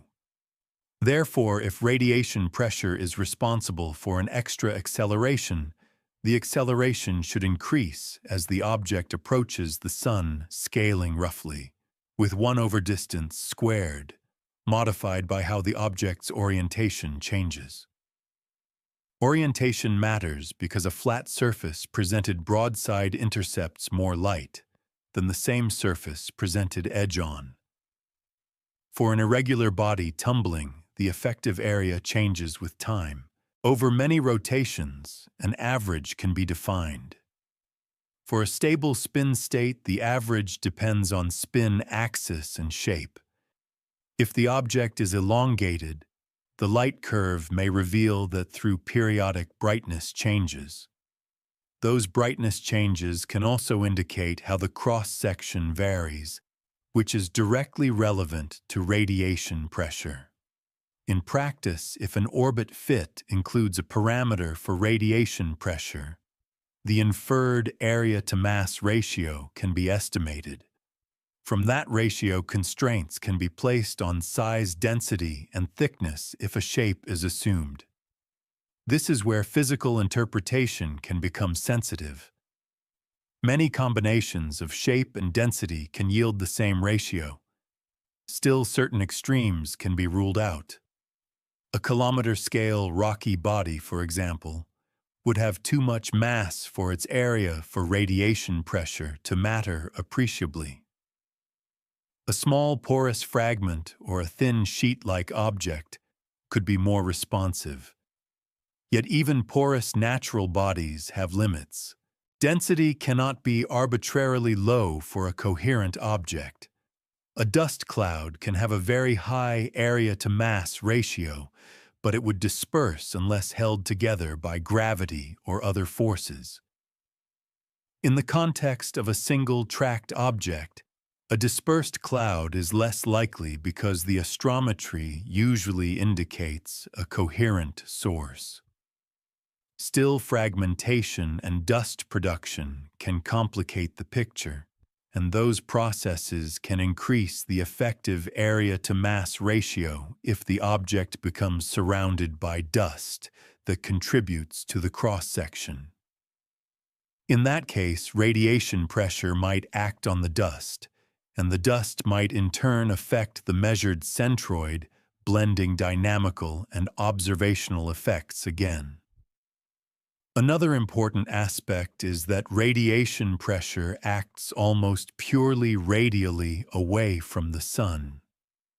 Photons travel outward from the Sun, so the net force is away from the Sun.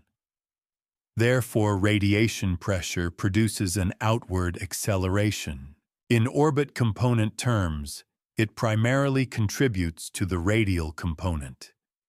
It can influence the along-track timing indirectly by altering the orbit shape, but its direct action is away from the Sun. If an inferred non-gravitational acceleration is strongly transverse, radiation pressure alone may not fit. If the inferred acceleration is mostly radial, radiation pressure becomes more plausible. But again, the inference depends on how the orbit solution decomposes the acceleration, and observational biases can affect that decomposition. Still, the radial nature of radiation pressure is a useful discriminant.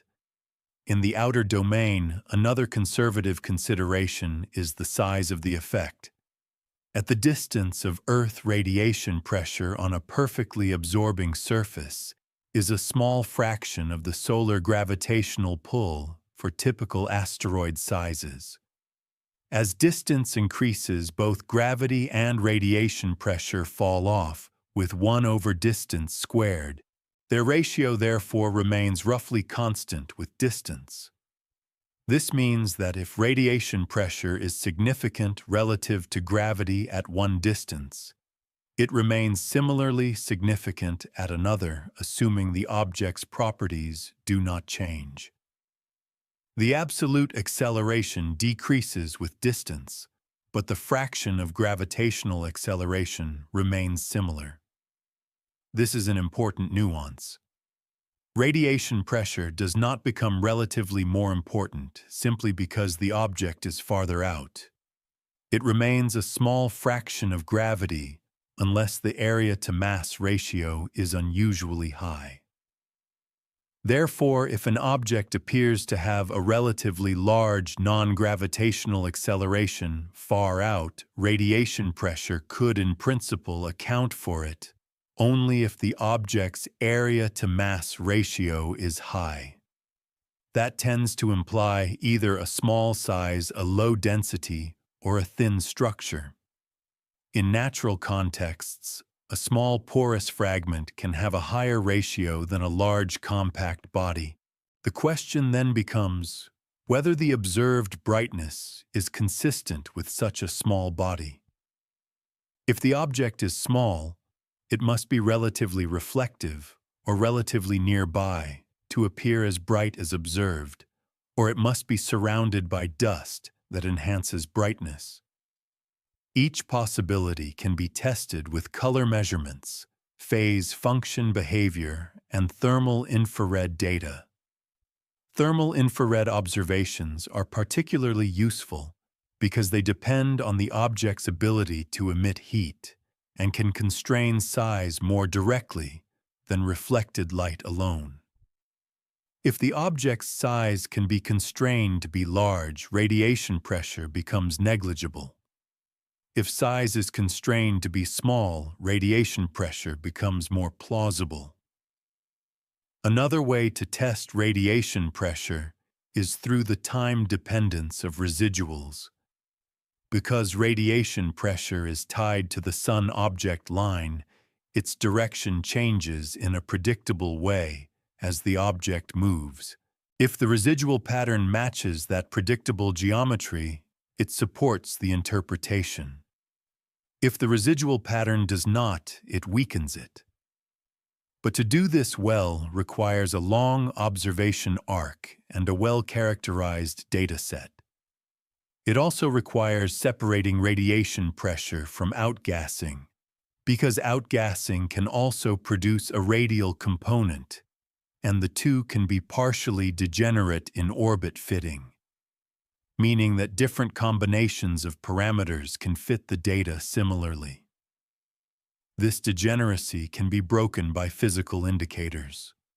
Outgassing might produce a coma or spectral signatures.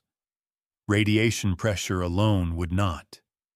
If the object remains point-like and shows no gas, radiation pressure becomes more attractive. But even then, the possibility of undetected gas remains, especially if the gas is difficult to observe or if the production rate is low. Another conservative mechanism related to sunlight is not the direct push of photons, but the way sunlight changes the object's surface and can drive mass loss in subtle ways, which will be approached in the next inward steps.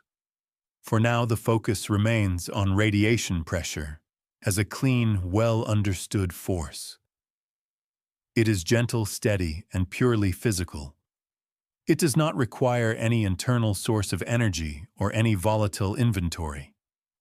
It requires only that the object be responsive, meaning that it has a large area relative to its mass. In a disciplined approach, radiation pressure is therefore the second baseline explanation after outgassing. It is tested by constraining size and mass, by examining whether the inferred acceleration is predominantly radial, by checking whether the residuals scale with solar flux as expected, and by looking for the absence of outgassing indicators. The outer domain is still a difficult place to settle the question because constraints remain loose. Yet the structure of the test is clear. If 3I/Atlas truly shows an extra push and outgassing cannot supply it under reasonable assumptions, radiation pressure becomes a candidate, and it ties the question back to measurable properties of the object's cross-section and mass, turning a surprising claim into a concrete inference about how strongly sunlight can move a small body through space. The story remains with heat and sunlight, but it now moves one step inward in scale from the direct push of photons to the subtler push created by the way an object absorbs and re-emits energy. This is the family of thermal forces often grouped under the idea that uneven heating can create a net thrust. The simplest way to picture it is to imagine sunlight warming one side of a rotating body. The warmed side later radiates infrared energy away as heat. Infrared photons also carry momentum. If the emission is not perfectly symmetric, the momentum carried away can produce a small recoil force. This is not the same as the direct radiation pressure of sunlight, which is immediate and radial. Thermal recoil depends on how heat is stored and released, and on the object's rotation and surface properties. It can therefore have a component along the direction of motion, and it can produce timing changes along an orbit. The best-known example for asteroids is the Yarkovsky effect, a small force that can gradually change an asteroid's orbit over long times. The underlying principle is conserved momentum. Energy absorbed and later emitted carries momentum, and the delay between absorption and emission can create a preferred direction. In the outer solar system, sunlight is weak, so thermal forces are weaker in absolute terms. Yet the object may also be small, and small forces can still matter when measured with precise astrometry. The key is again the area-to-mass ratio and the thermal properties of the surface. A body that heats and cools quickly will emit heat more symmetrically around local noon, producing less net recoil. A body with thermal inertia will store heat and release it later, shifting the peak emission toward the afternoon side of the rotating object. That shift produces a force that is not purely radial. Depending on the rotation direction, it can accelerate or decelerate the object along its orbit. In a simple case, if the object rotates so that the afternoon side faces slightly forward along the direction of motion, the recoil can provide a small along-track push. If the rotation is the opposite, it can produce a drag-like effect. Over time, this can change the semi-major axis for bound objects or alter the trajectory timing for unbound ones. For a hyperbolic visitor, the effect would appear as a small, systematic drift from a purely gravitational path. Thermal recoil forces are sensitive to rotation, period, spin, axis, orientation, shape, and surface roughness. They are also sensitive to whether the surface is bare rock, dusty regolith, or porous ice. Rough surfaces can re-emit heat in a more complex pattern, with facets that preferentially radiate in certain directions. If the object has an insulating layer, heat may penetrate only shallowly, altering the phase lag. If the object is very porous, thermal conductivity can be low, leading to strong day-night temperature contrasts and potentially larger phase lags. Yet the overall magnitude remains limited by the energy budget. The object cannot radiate more power than it absorbs from sunlight, averaged over time. This provides a conservative upper bound on any thermal recoil force. The maximum possible force occurs if all absorbed energy is emitted in one direction, which is not physically realistic for a rotating body, but it sets a ceiling. Realistic recoil is a fraction of that ceiling, often much smaller. Therefore, if an inferred acceleration implies a force near or above the energy-limited maximum, thermal recoil cannot explain it. If the inferred force is far below that ceiling, thermal recoil remains plausible, especially if outgassing and direct radiation pressure are insufficient or inconsistent with the data. In practice, estimating the ceiling requires an estimate of the object's cross-sectional area and absorptivity, which are uncertain early on. Still, the framework is useful. Another point is that thermal recoil depends on the object's surface temperature, which depends on distance from the sun. As the object approaches, the absorbed solar flux increases as 1 over distance squared, so the available energy for recoil increases. Unlike direct radiation pressure, which acts immediately and radially, thermal recoil can change direction depending on rotation.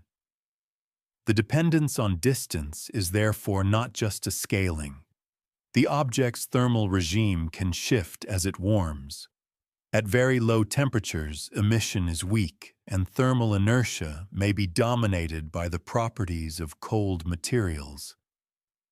As temperatures rise, the radiative cooling rate increases strongly with temperature, and the balance of heating and cooling changes.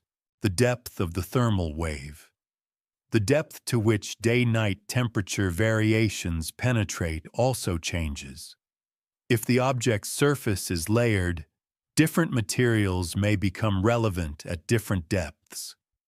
This can cause the thermal lag to change with distance, and therefore the recoil force can vary in a way that is not a simple 1 over distance squared scaling. Observationally testing thermal recoil requires measuring rotation and ideally size.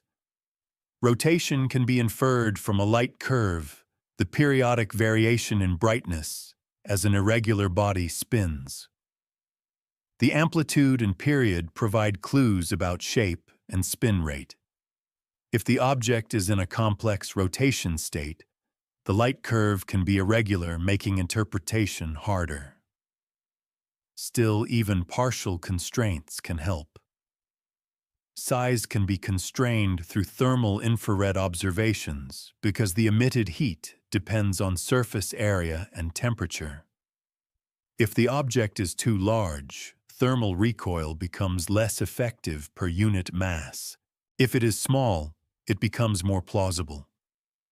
Density also matters because it sets mass, but density is rarely known directly. In some cases, assumptions based on typical comet or asteroid densities are used, but interstellar objects may not follow local averages. Another subtlety is that thermal recoil is often discussed for bound asteroids over long times, where it slowly changes orbits over years to millions of years. For an interstellar object observed over months, the effect must be large enough to be detectable over that shorter interval. This requires either a very small body or extremely precise astrometry and a long observation arc. Modern astrometric precision can be high, but the limiting factor is often not measurement noise alone, but systematic biases from coma background contamination and reference frame issues. Therefore, thermal recoil can become a plausible contributor when the data set is clean and the inferred acceleration is small but persistent. It is less likely to explain large accelerations unless the object is extremely small. Thermal recoil also interacts with the object's surface evolution.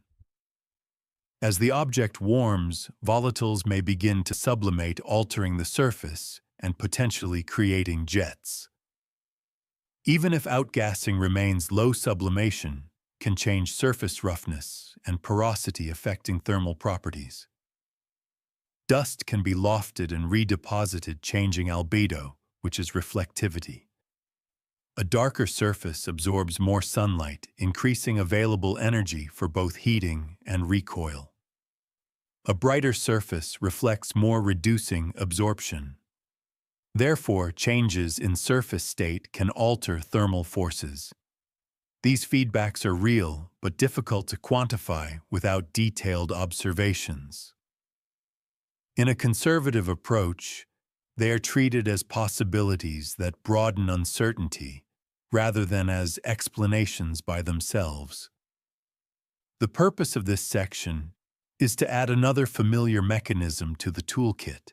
If 3I/Atlas appears to have a small extra along-track acceleration, that outgassing and direct radiation pressure do not fully explain thermal recoil, becomes a candidate because it can naturally create a transverse component tied to rotation and thermal lag. It requires no gas detection and no unusual material beyond the ability to absorb and emit heat. It does require particular conditions, including a favorable spin state and surface thermal properties. As the object continues inward, the strength of thermal effects increases with sunlight, and observational constraints improve. This makes the mechanism increasingly testable.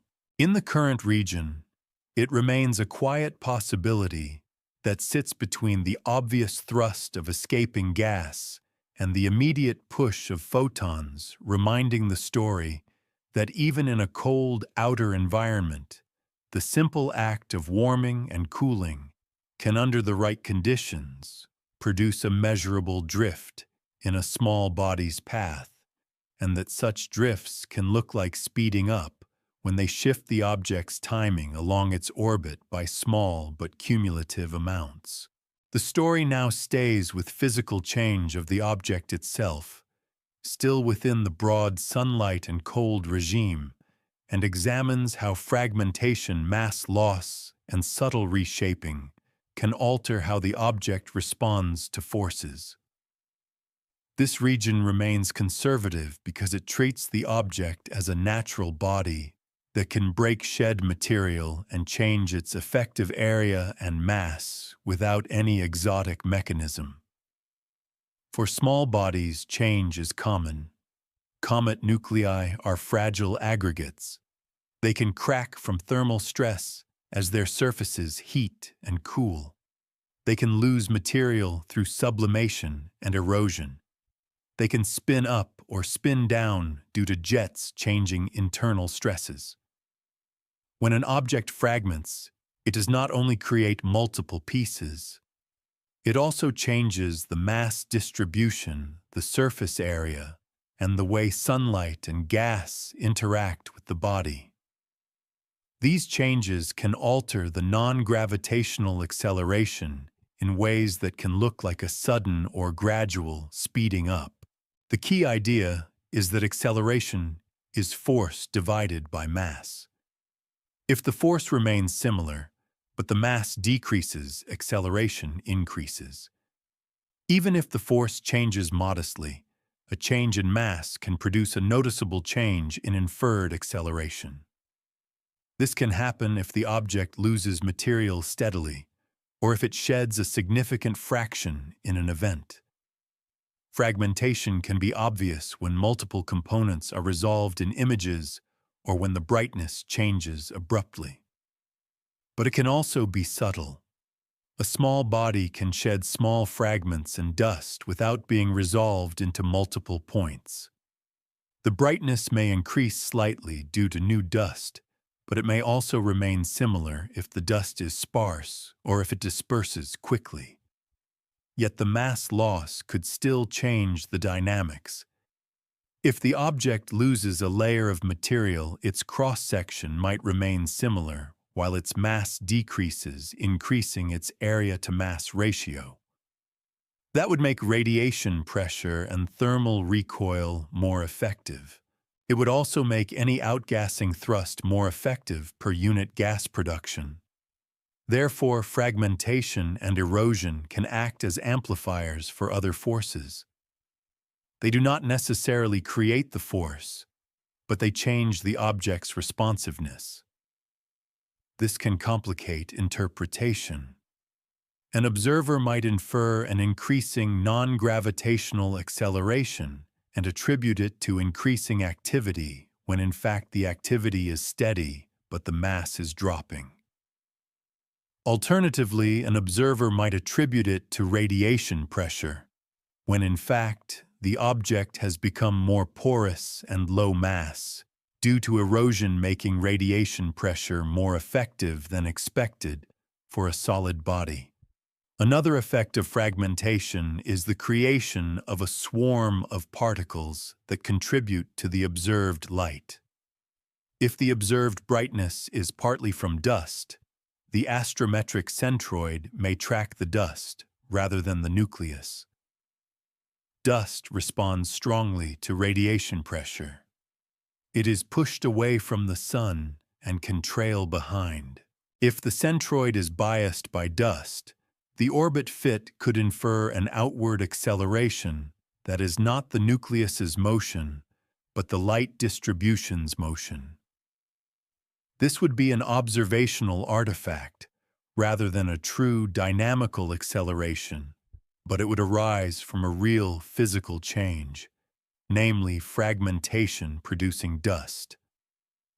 Distinguishing this requires imaging that can separate the nucleus from the dust or astrometry that can measure the nucleus position robustly. A fragmenting object can therefore create both real changes in dynamics through altered mass and false changes through altered light distribution. Both can look like speeding up, and both are plausible in small bodies.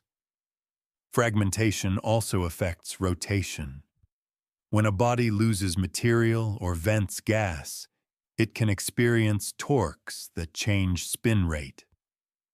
If the spin rate increases, centrifugal forces can rise, increasing the chance of further shedding. This can create a feedback loop where activity leads to spin-up and spin-up leads to fragmentation. In comets, this process is observed in some cases. For an interstellar visitor, the same physics could apply if the body is volatile-rich and begins to outgas. Even without strong outgassing, uneven thermal emission can produce tiny torques over time, altering spin state, though this is usually slower. A change in spin state affects the direction of outgassing thrust and thermal recoil. It can therefore change the direction and magnitude of non-gravitational acceleration.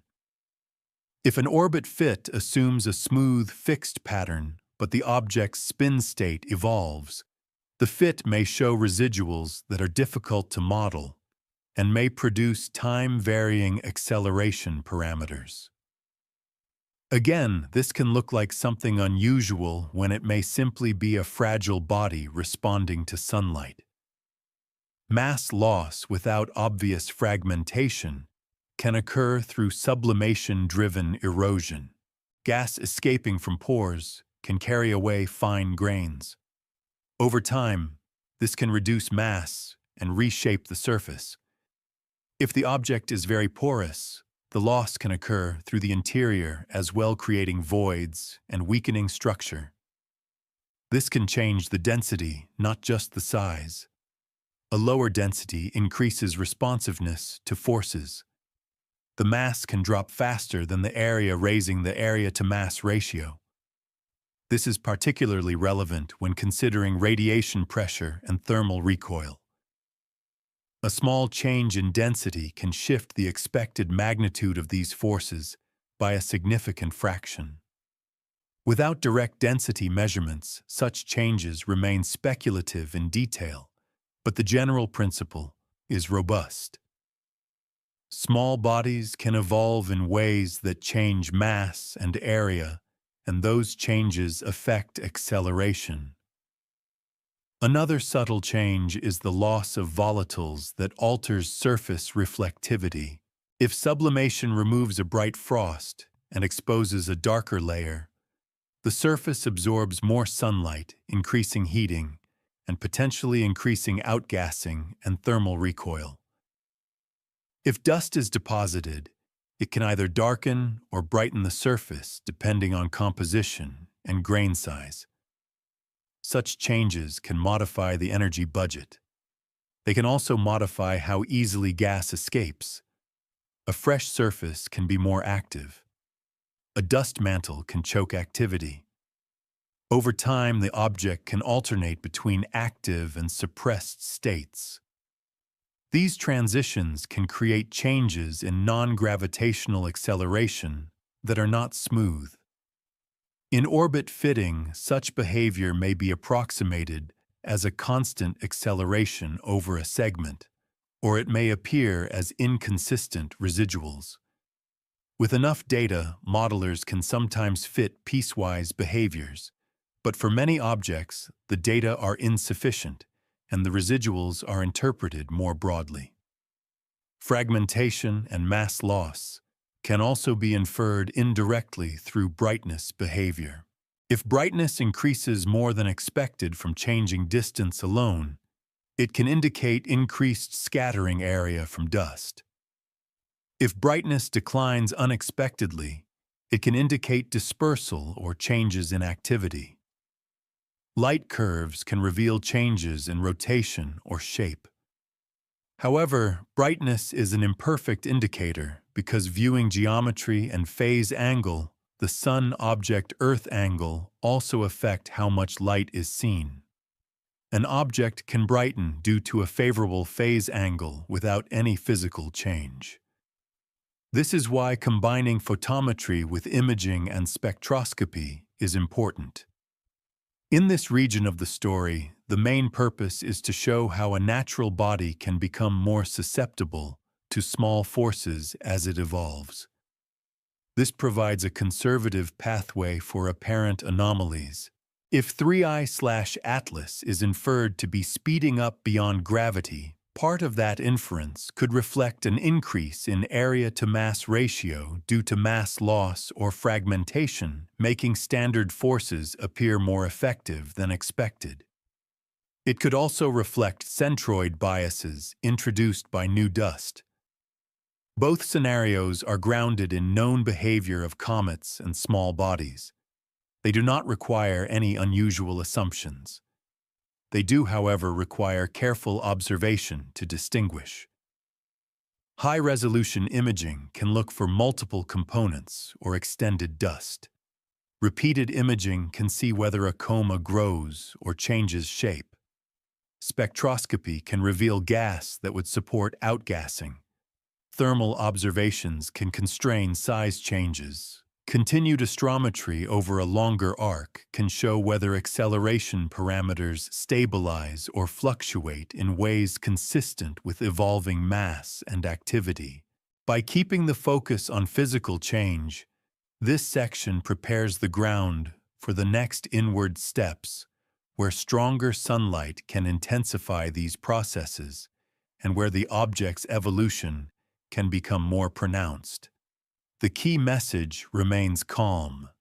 A small interstellar visitor is not a rigid clockwork particle. It can change, shed, crack, and reshape. Those changes can alter its response to gentle forces in ways that can look like an unexpected increase in speed, when in fact the underlying physics remains familiar. And the apparent surprise comes from the combination of fragile material, tiny continuous forces, and the accumulating precision of measurements as the object is followed closer and longer through the solar system. The story now stays with the environment around the object, rather than the object's own surface still in the broad outer-to-inner progression, and considers the role of dust plasma and the solar wind. The solar wind is a continuous flow of charged particles, mostly protons and electrons, streaming outward from the Sun. It carries an embedded magnetic field. It varies with solar activity and with distance, but it is present throughout the solar system. For a solid body without an atmosphere, the direct mechanical push of the solar wind is extremely small. The particles are sparse and most pass by without transferring much momentum.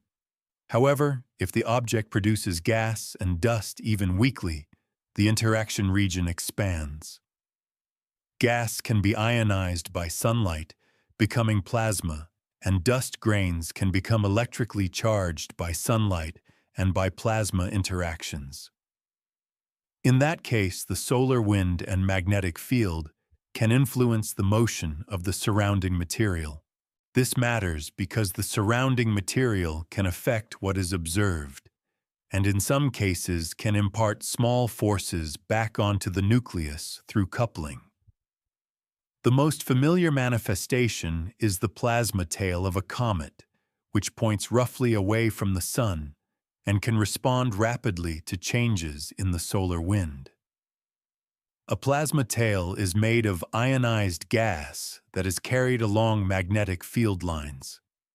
A dust tail, by contrast, is shaped mainly by radiation pressure and by the initial velocity of dust grains as they leave the nucleus. For a distant, faint object, these structures may not be visible, but the underlying interactions can still occur at a low level. The question for acceleration is whether these interactions can produce a measurable net force on the nucleus, or whether they mainly affect the appearance and thus the astrometry. The conservative answer is that the direct force on the nucleus from solar wind pressure is typically too small to matter for a compact body of significant mass. Solar wind pressure is many orders of magnitude weaker than sunlight pressure at the same distance. Sunlight pressure is already small for typical asteroid sizes. Therefore, solar wind pressure is rarely a dominant driver of non-gravitational acceleration. Yet there are two ways the solar wind can still matter indirectly. The first is through plasma drag on an extended coma. If the object emits gas that becomes ionized, the solar wind can interact with that ionized gas, exerting forces on it. The ionized gas is connected to the nucleus at the point of emission, but the coupling is not rigid. The plasma can be swept away. Still, the process can affect the distribution of material around the nucleus, shaping the coma and tail. That changes the brightness distribution, which can shift the astrometric centroid. In that way, solar-wind interaction can cause an apparent positional shift that could be misinterpreted as dynamical acceleration if not accounted for. The second way is through electromagnetic forces on charged dust. Dust grains can carry electric charge. In a plasma environment, charged grains experience forces due to electric and magnetic fields. For very small grains, these forces can be significant relative to gravity and radiation pressure. Those grains can be accelerated and dispersed in ways that differ from simple dust dynamics. Again, the primary consequence is a change in the distribution of light, because dust scattering dominates visible brightness. If the dust distribution changes, the centroid can shift. This can create residual patterns in astrometry that are not due to nucleus motion. The importance of this effect depends on how much dust is present, what sizes of grains dominate, and how well the nucleus position can be measured within the coma. In many cases, the nucleus remains the brightest central source, and centroid shifts are small. In other cases, especially when dust production is high or highly asymmetric, centroid shifts can be significant. In the context of an interstellar object, the dust properties may differ from typical solar system comets. Grain composition and size distribution could be different. The dust could be more refractory, meaning more heat-resistant, or it could be more volatile-rich. The charging behavior could differ, but without direct measurement, these remain uncertainties. Another environmental factor is gas drag within the coma itself. If gas is flowing outward, it can carry dust and can exert drag on the nucleus through the recoil of mass loss, which is already part of outgassing. But the gas flow can also create a kind of aerodynamic interaction with fragments or with a loosely bound aggregate surface. In a very porous body, gas escaping from the interior can flow through channels, and the pressure gradients can create stresses. These are internal rather than environmental. Still, they can lead to additional mass loss, and thus to changes in acceleration, as discussed earlier. The environment also includes the interplanetary medium, the sparse gas and dust that fills the solar system. At high speeds, an object moving through this medium experiences a headwind.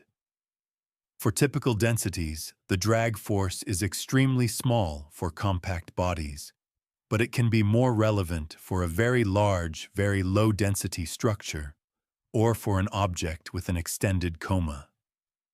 Again, for a nucleus-sized object, interplanetary gas drag is usually negligible compared to outgassing and radiation pressure. But for the coma, interactions can shape the visible appearance. Another component is the magnetic field draping effect. When ionized gas is produced, the solar wind magnetic field lines can drape around the coma, creating induced magnetospheres as seen at active comets. This is a rich plasma physics problem, but its relevance here is mainly observational. It determines where ions go, how tails point, and how quickly structures change. Those changes can occur on timescales of hours to days, which can correspond to observation intervals. If images taken on different nights show different asymmetries due to changing solar wind conditions, the measured centroid can shift in a way that is not tied to the nucleus motion. This could introduce scatter or even systematic trends if observations happen to sample similar solar wind conditions over a span. In a careful analysis, such effects would be treated as additional noise or as a reason to prefer data sets that measure the nucleus position robustly. They would not be treated as evidence of a new force on the nucleus unless a clear physical coupling is established. The environment also affects spectroscopy. Ionized gas produces characteristic emission lines. Detecting those lines can reveal outgassing even when dust is minimal. For example, carbon monoxide and carbon dioxide have signatures that can be detected in certain infrared bands. Ionized species can be detected in optical bands. If such detections are made, they support the presence of gas, and thus the plausibility of outgassing-driven acceleration. If no gas is detected, that weakens the case, but does not eliminate it because detection limits matter. In addition, the solar wind can create fluorescence and excitation in some species, affecting line strengths. This means that interpreting spectra requires models of the environment as well as of production rates. In this region, the main conservative takeaway is that the solar wind and plasma environment can complicate the appearance of a weakly active object and thus complicate the astrometry. They are less likely to provide the dominant mechanical push on the nucleus, but they can influence the distribution of light in the coma and tail, which is directly relevant to orbit fitting. In a data-driven analysis, this would encourage the use of nucleus tracking techniques. The comparison of astrometry taken under different conditions and the careful search for morphological changes that correlate with solar wind direction, which is usually away from the Sun but can have transverse components due to the spiral structure of the interplanetary magnetic field. If a residual pattern aligns with expected plasma tail behavior, it may indicate centroid bias rather than true acceleration. If a residual pattern persists in data sets where the nucleus is well resolved and the coma is minimal, then environmental appearance effects become less likely and true dynamical forces regain prominence.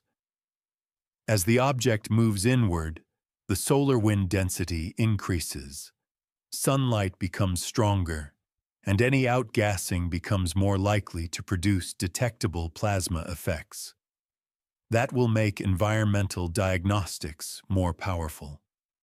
For now, the environment provides a conservative explanation for some apparent anomalies in position through changing dust and plasma distributions. It also provides additional observational channels for detecting activity. The core principle remains steady. Before concluding that an object is truly speeding up beyond gravity, the path from environment to appearance to measured centroid must be understood because in a faint, distant object, the subtle shaping of dust and ions by sunlight and solar wind can shift what is measured enough to mimic the very small accelerations that the orbit solutions are trying to detect. The story now moves inward in a different way from the broad environment and the general mechanisms to the object's own rotation and shape, because these internal properties determine how any force becomes a net acceleration. Rotation is central because most small bodies spin. The spin sets the pattern of day and night across the surface. It controls how quickly a patch warms when it faces the sun and how quickly it cools when it turns away. It also controls how a jet, if present, sweeps through space as the body turns.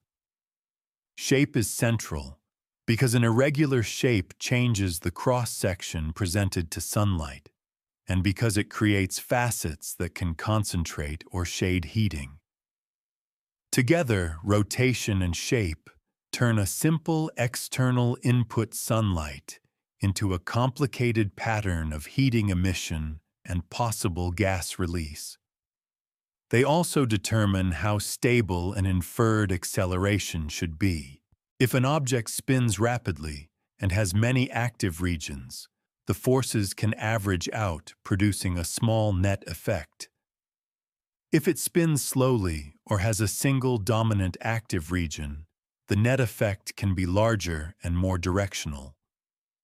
If it tumbles, meaning it rotates around more than one axis, the direction of any thrust can vary in a complex way. Such variation can make orbit fitting more difficult and can produce residuals that change over time. Observationally, rotation and shape are often inferred from light curves. As an irregular body spins, its brightness changes because the cross-sectional area and the reflective properties seen from Earth change. A repeating pattern in brightness suggests a rotation period. The amplitude of the variation suggests how elongated the body is, though viewing geometry matters. A nearly spherical object can still show variation if its surface has patches of different reflectivity, while an elongated object can show strong variation even with uniform surface properties. For distant objects, light curves can be noisy. The object is faint, and small errors in measurement can hide the pattern. Still, with enough data, a period can often be found. The period then becomes a key parameter for interpreting non-gravitational acceleration. Consider outgassing first. If the object has an active patch, gas escapes most strongly when that patch is warmed by sunlight. If rotation is fast, the patch experiences sunlight briefly, and the jet direction changes quickly in inertial space. The net thrust over a full rotation may average to near zero or to a small value that depends on how the activity lags behind the sunlit time. If rotation is slow, the patch can produce a more sustained jet in a consistent direction, for longer, allowing a larger net effect over the observation timescale. The direction of thrust relative to the orbit depends on where the patch lies on the body and on the orientation of the spin axis. If the spin axis is roughly perpendicular to the orbital plane, the sunlit region pattern is relatively stable and the thrust may be predictable. If the spin axis is tilted, the sunlit pattern shifts, creating seasonal effects. Seasonal effects are changes in illumination over the orbit, due to the tilt similar in principle to seasons on a planet. For a small body, seasons can change which regions are active and therefore change the direction of outgassing thrust. On an interstellar hyperbolic passage, the time near the sun may be limited, but even over months, the illumination geometry can change enough to alter activity. Thermal recoil forces also depend on rotation. The phase lag between absorption and emission is set by thermal inertia and rotation rate. If the rotation period is short compared to the thermal response time, the surface temperature pattern can become more uniform, reducing lag and reducing net recoil. If the period is long, strong, day-night contrasts can develop, and the lag can be significant, producing a larger recoil. The direction of the recoil relative to the orbit depends on whether the hottest region is shifted into the afternoon side and on the rotation direction. This can produce either an along-track acceleration or a deceleration. Therefore, without knowing the rotation state, thermal recoil predictions remain uncertain. Radiation pressure depends on cross-section and orientation. If the object is elongated and rotates, the cross-section varies, and so does the radiation pressure force. Over time, this variation averages, but it can still produce subtle periodic effects. In orbit fitting, such periodic forces are usually too small and too rapid to detect directly, but they can contribute to scatter in residuals. More importantly, the average cross-section depends on the shape and spin axis orientation. A flat plate-like shape could have a large cross-section when broadside and a small one when edge-on. The average depends on how it spins and tumbles. If the object is in a stable spin state, the average may be stable. If it is tumbling, the average can change as the rotation state evolves.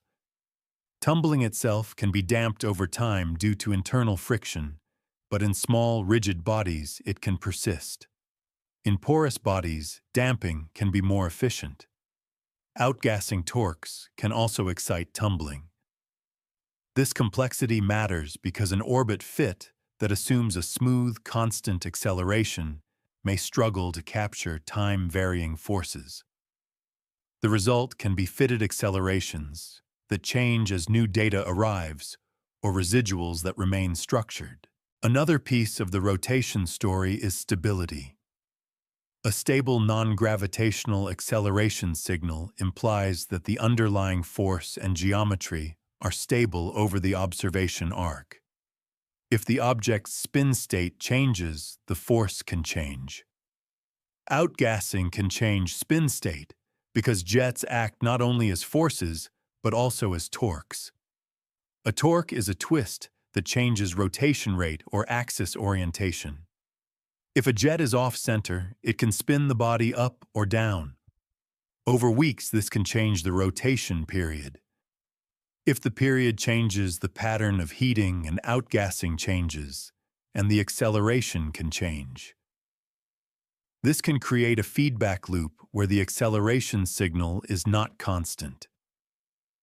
Observationally, this might appear as changes in the light curve period or amplitude, or as changes in coma morphology if a coma is present. For a faint object, detecting such changes is challenging, but it is not impossible with dedicated monitoring. Shape also matters for structural integrity. An elongated, fragile body can be more prone to fragmentation under torques. If the object spins up, centrifugal stress can exceed material strength, causing shedding or breakup. This connects rotation to the fragmentation processes discussed earlier. A breakup event can change both brightness and acceleration behavior. It can also change the light curve because the shape and rotation change. Therefore, monitoring rotation provides a way to detect and interpret physical evolution that could otherwise masquerade as a change in acceleration. In this region, the object is still not a resolved world. It is still a point of light, perhaps, with a faint coma. Yet rotation and shape can be inferred indirectly. The light curve becomes the main tool. It is slow work. It requires repeated measurements over many nights, careful calibration, and attention to systematic errors. But it can yield a period and an amplitude. Those numbers expressed in words, and not as shorthand, become anchors for physical reasoning. A rotation period of a few hours suggests a relatively rapid spin, while a period of many hours or days suggests a slow spin. The amplitude of brightness variation can suggest whether the object is moderately elongated or extremely so. With these anchors, the plausibility of various acceleration mechanisms can be assessed. A rapid spinner with small amplitude variation might average out thrust and produce a smaller net acceleration, making a large inferred acceleration harder to explain. A slow spinner with strong variation might allow larger net thrust and make outgassing or thermal recoil more effective. If tumbling is inferred from a non-repeating or evolving light curve, then time-varying forces become more plausible, and a simple constant acceleration model becomes less appropriate. The story remains disciplined. Rotation and shape do not create new forces, they shape the forces that already exist. They determine whether a small outgassing jet becomes a steady push or a rapidly changing pattern that averages away. They determine whether thermal emission produces a consistent recoil direction or a changing one. They determine how much sunlight is intercepted and how that interception varies. Therefore, when an orbit fit suggests that an object is speeding up beyond gravity, rotation and shape are not side details. They are the internal geometry that translates energy and mass loss into trajectory change.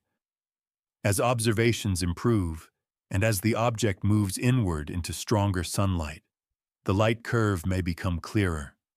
Coma features may become more detectable, and the link between rotation state and acceleration inference can be tested more directly.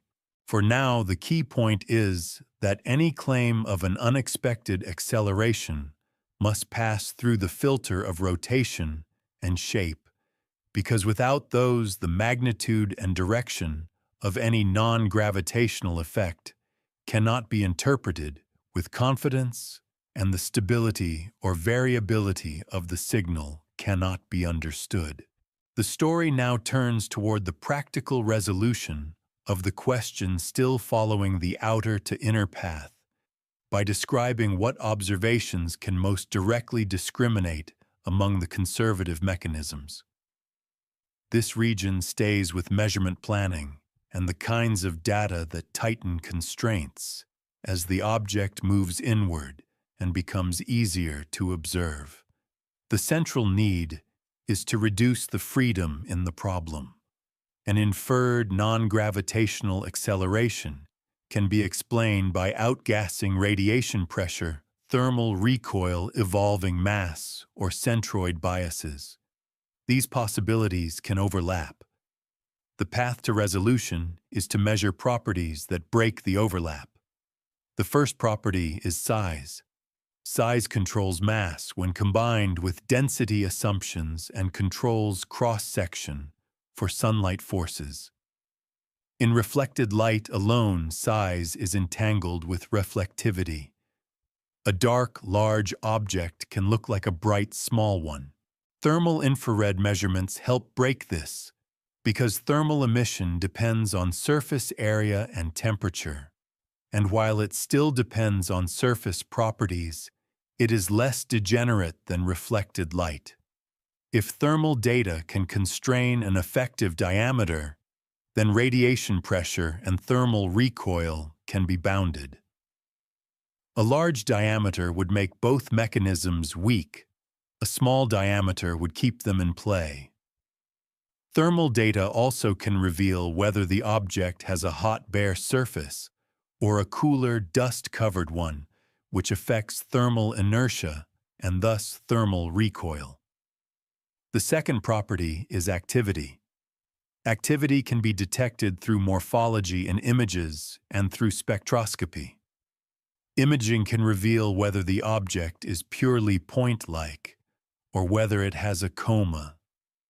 High-resolution imaging, especially from space or with adaptive optics, can separate nucleus light from coma light more effectively. Even if the coma is faint, careful point spread function analysis can detect slight broadening compared with stars. Imaging over time can reveal asymmetries, jets, or a tail which would support outgassing and dust production. The direction of any tail relative to the sun can indicate whether dust is present and whether radiation pressure is shaping it. Spectroscopy can detect gas species directly.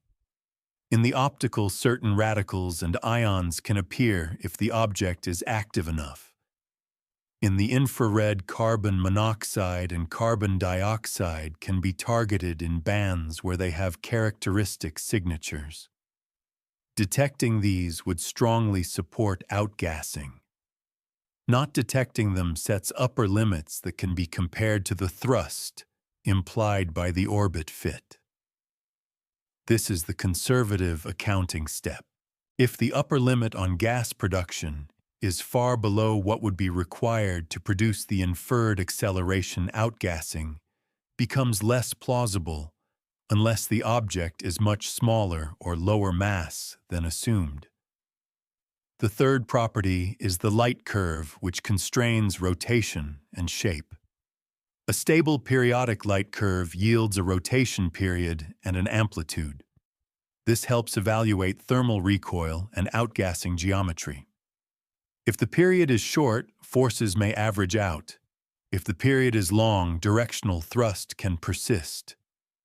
Changes in the light curve over time can indicate evolving spin state, which can explain changes in inferred acceleration. A tumbling signature can suggest that a simple constant acceleration model is too simplistic, and that time-variable forces might be present. The fourth property is the astrometric quality itself.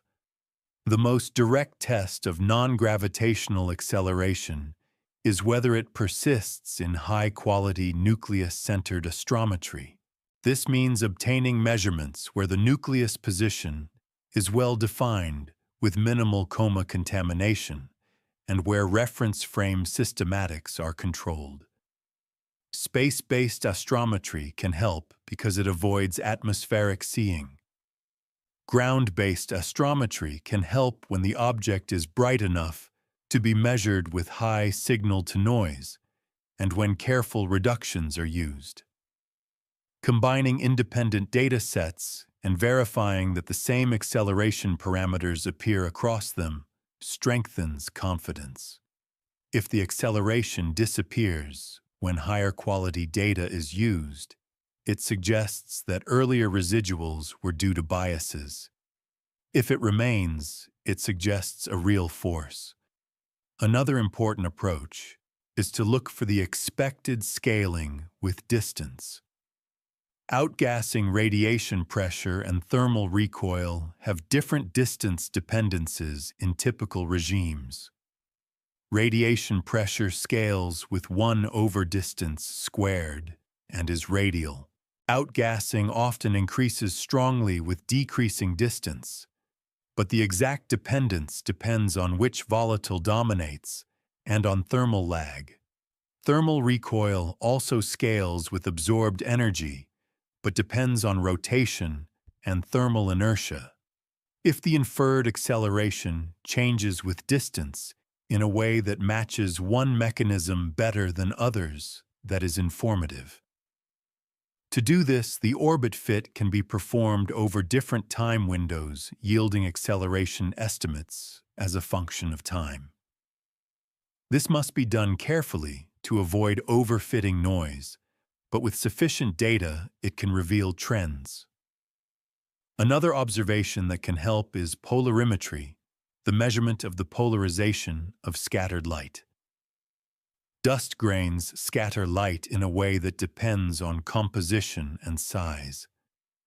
Polarization measurements can indicate whether a dust coma is present even when it is faint, and can provide clues about dust properties. This can support or weaken the idea that dust is contributing to brightness and centroid shifts. It can also inform models of radiation pressure acting on dust. In addition, radar observations, if geometry allows and the object passes close enough, can constrain size and surface roughness. Radar is powerful because it can directly detect the nucleus and measure its distance and velocity. but radar requires close approach and sufficient signal which may not be available. Another discriminant is the color of the object in different optical filters. Interstellar objects can show colors that reflect surface processing. Changes in color over time can indicate changing activity or changing dust contribution.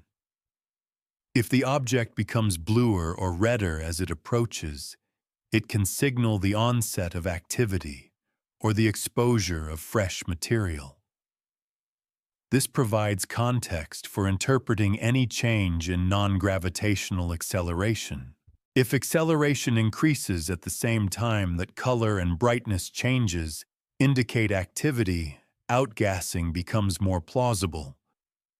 If acceleration increases with no change in color or brightness and with no coma detection, radiation pressure or thermal recoil may become more plausible, though size constraints remain critical. The practical sequence of observation often follows brightness. As the object brightens more, telescopes can contribute and higher precision becomes possible. Early on, only large telescopes may detect it. Later, smaller telescopes can monitor it, providing dense light curve coverage. Spectroscopy becomes easier. Imaging becomes sharper. Thermal observations become feasible. The observation arc becomes longer, which is itself a discriminant, because spurious accelerations tend to wash out while real ones persist. In a disciplined approach, each new data type is not treated as a dramatic reveal, but as a constraint that narrows the space of explanations. The end goal is not a single headline answer, but a consistent physical story that fits all constraints. The orbit residuals, the brightness behavior, the morphology, the spectra, and the inferred size and rotation. This section remains within the same calm tone because the work is incremental. It is the patient accumulation of constraints. It is also the recognition that some uncertainties may remain even after extensive observation. Density may remain unknown. Composition may remain partially constrained. But the key question, whether the object is truly experiencing a non-gravitational acceleration and which conservative mechanism best explains it, is often resolvable to a high degree with the right combination of astrometry, photometry, spectroscopy, and thermal data. As the object moves further inward, the balance of mechanisms can change. Outgassing becomes more likely. Sunlight forces become stronger in absolute terms. The environment becomes denser. That inward progression will provide more leverage. For now, the roadmap is clear. Measure size to bound sunlight forces. Measure gas and dust to test outgassing. Measure rotation to evaluate thermal recoil and thrust averaging. Improve astrometry to confirm whether the acceleration is real. Then compare the distance dependence and the direction of the inferred force with the physical indicators. This is how the claim of speeding up, which begins as a pattern in residuals, becomes either a resolved case of familiar physics or a remaining puzzle defined not by surprise, but by precisely stated constraints. The story now takes the final inward step for the main body, not by leaping into conclusions, but by gathering the most conservative synthesis that can hold across the mechanisms already described. The object remains a small interstellar visitor on a hyperbolic passage. The central claim remains narrow. The tracking data may indicate a non-gravitational acceleration, meaning a persistent residual after solar and planetary gravity are modeled. The task is to settle into a best-fit physical account that is constrained, careful, and explicit about what is known and what remains uncertain. In this synthesis, the first stabilizing point is that gravitational speeding up is expected. Any object approaching the Sun accelerates. Therefore, the question is never whether 3I/Atlas accelerates in an absolute sense. The question is whether the astrometric record requires an additional term beyond gravity. If it does not, then the phrase "should not happen" dissolves into the normal refinement of early orbit solutions. If it does, then the magnitude and direction of that term become the focus. The second stabilizing point is that the inference of a small extra acceleration is inherently statistical. It is derived from residuals and depends on the quality of astrometry, the handling of systematics, and the length of the observation arc.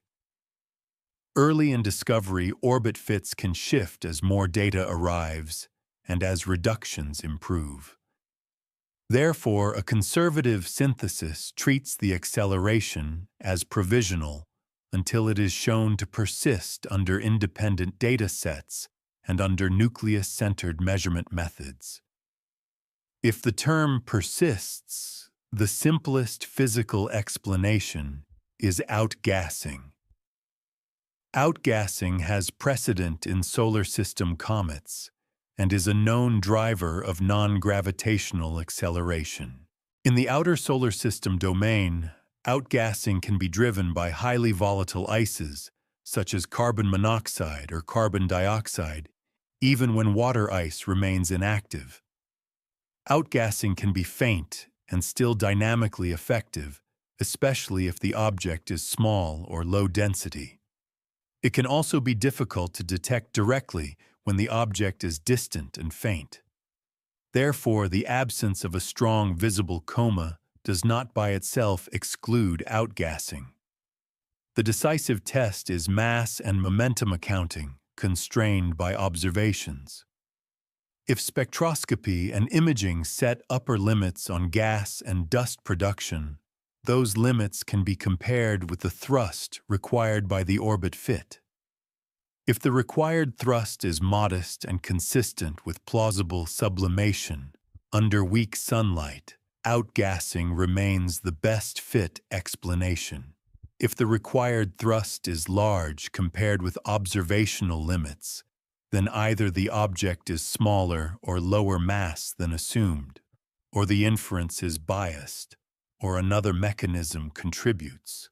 The next conservative mechanism is radiation pressure. Radiation pressure is well understood radial and depends on area-to-mass ratio. It becomes relevant if the object is small, low mass, or surrounded by material that increases effective cross-section. Thermal infrared constraints on size are critical here.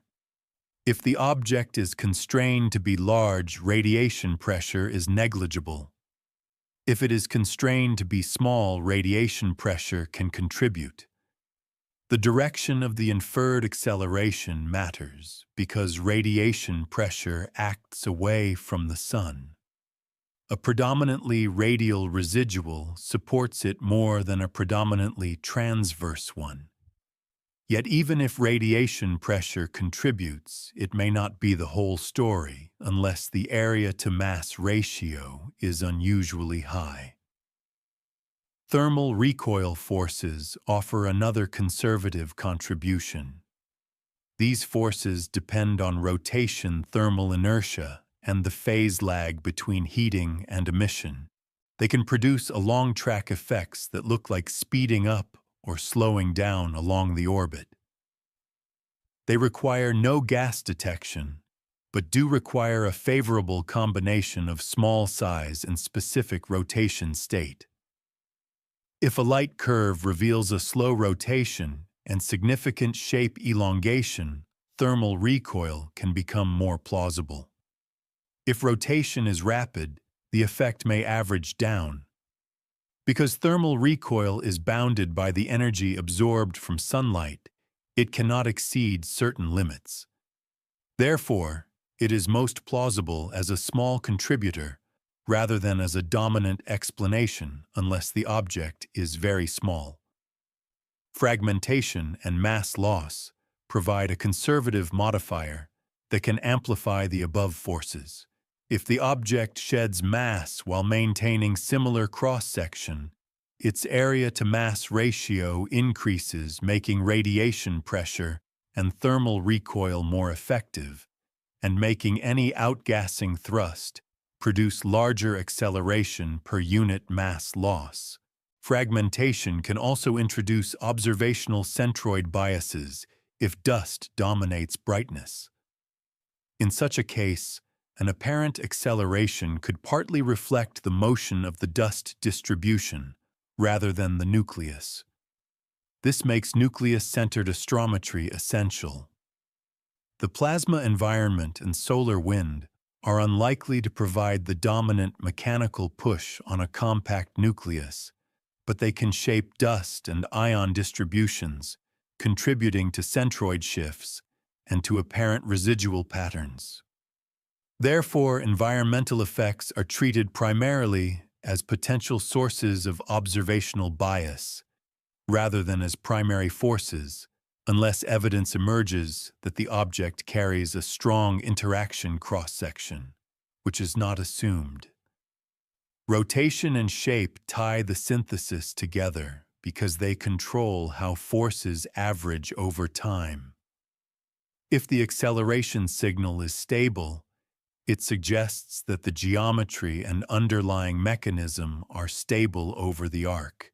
If the signal varies, it suggests evolving activity, evolving spin fragmentation or measurement biases changing with geometry. Light curve monitoring and repeated imaging can reveal such evolution. In a best-fit conservative story, the most common outcome is a combination. A weakly active interstellar object may outgas modestly from volatile-rich patches, while also experiencing small sunlight forces.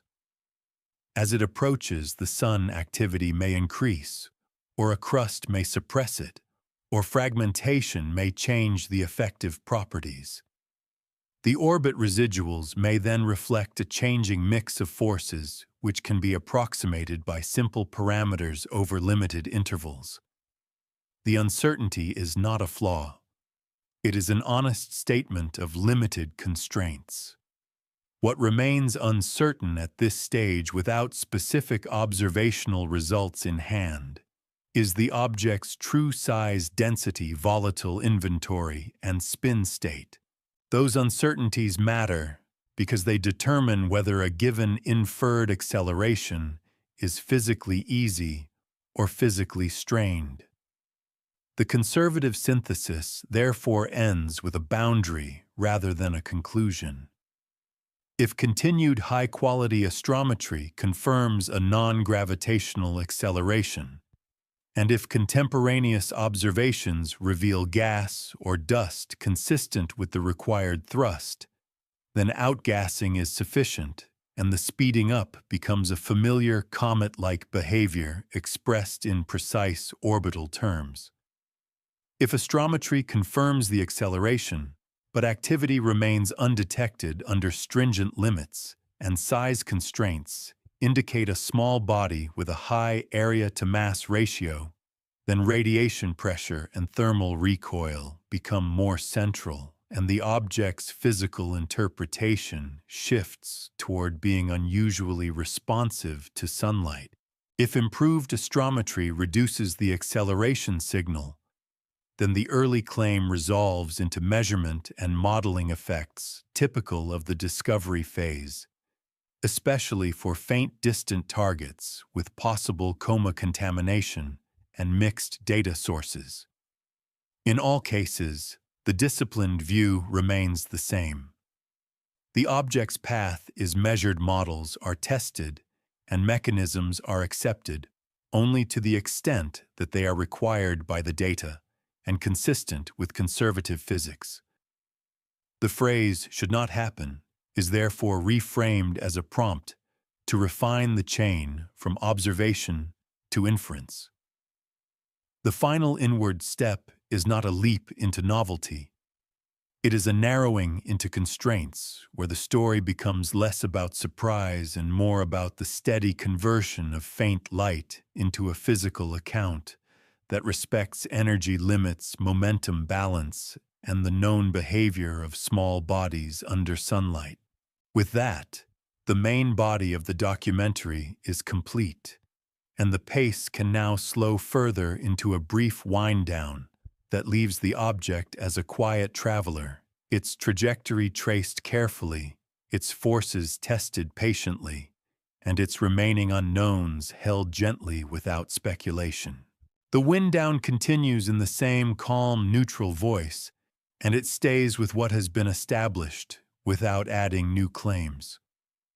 A small body enters the solar system from interstellar space, and it becomes visible as a faint point moving across a field of stars.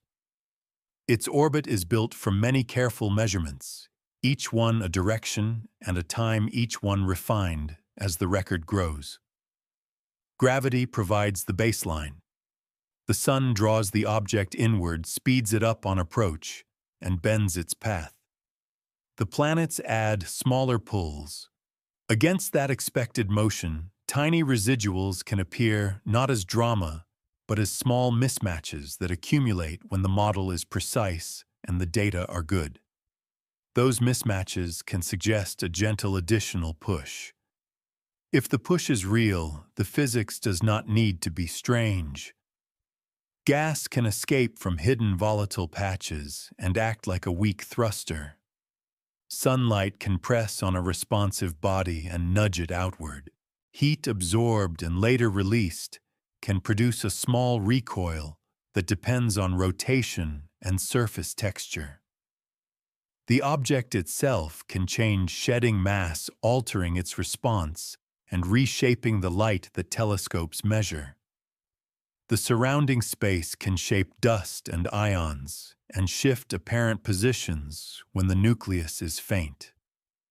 Each possibility has a signature, and each signature is sought through patient observation, through longer arcs of tracking, through spectra that look for gas, through images that look for dust, through light curves that reveal rotation, through thermal measurements that constrain size. The most reliable outcomes are the ones that remain consistent across methods, across nights, across instruments, and across the slow tightening of uncertainty. In that steady work, a headline becomes a set of constrained questions, and the object becomes what it always is, a cold traveler responding to light, heat, and gravity, leaving a track that can be followed. The sky stays wide. The measurements stay careful. The explanations stay close to what the data requires. The unknowns remain, but they remain bounded, held in place by energy limits and by momentum balance, by the simple fact that even the smallest force can matter when it acts for long enough, and by the equally simple fact that faint light can mislead until it is measured again and again. The passage continues inward and then outward, and the record becomes a little clearer than it was at first discovery. The object does not offer meaning. It offers a test of methods and a glimpse of a population that usually passes unseen. Its motion is traced, its deviations checked, its likely forces weighed. Then the attention eases back, and the point of light returns to being a point of light, drifting through a dark field where most things stay still and a few things move quietly on paths that can be known only by watching.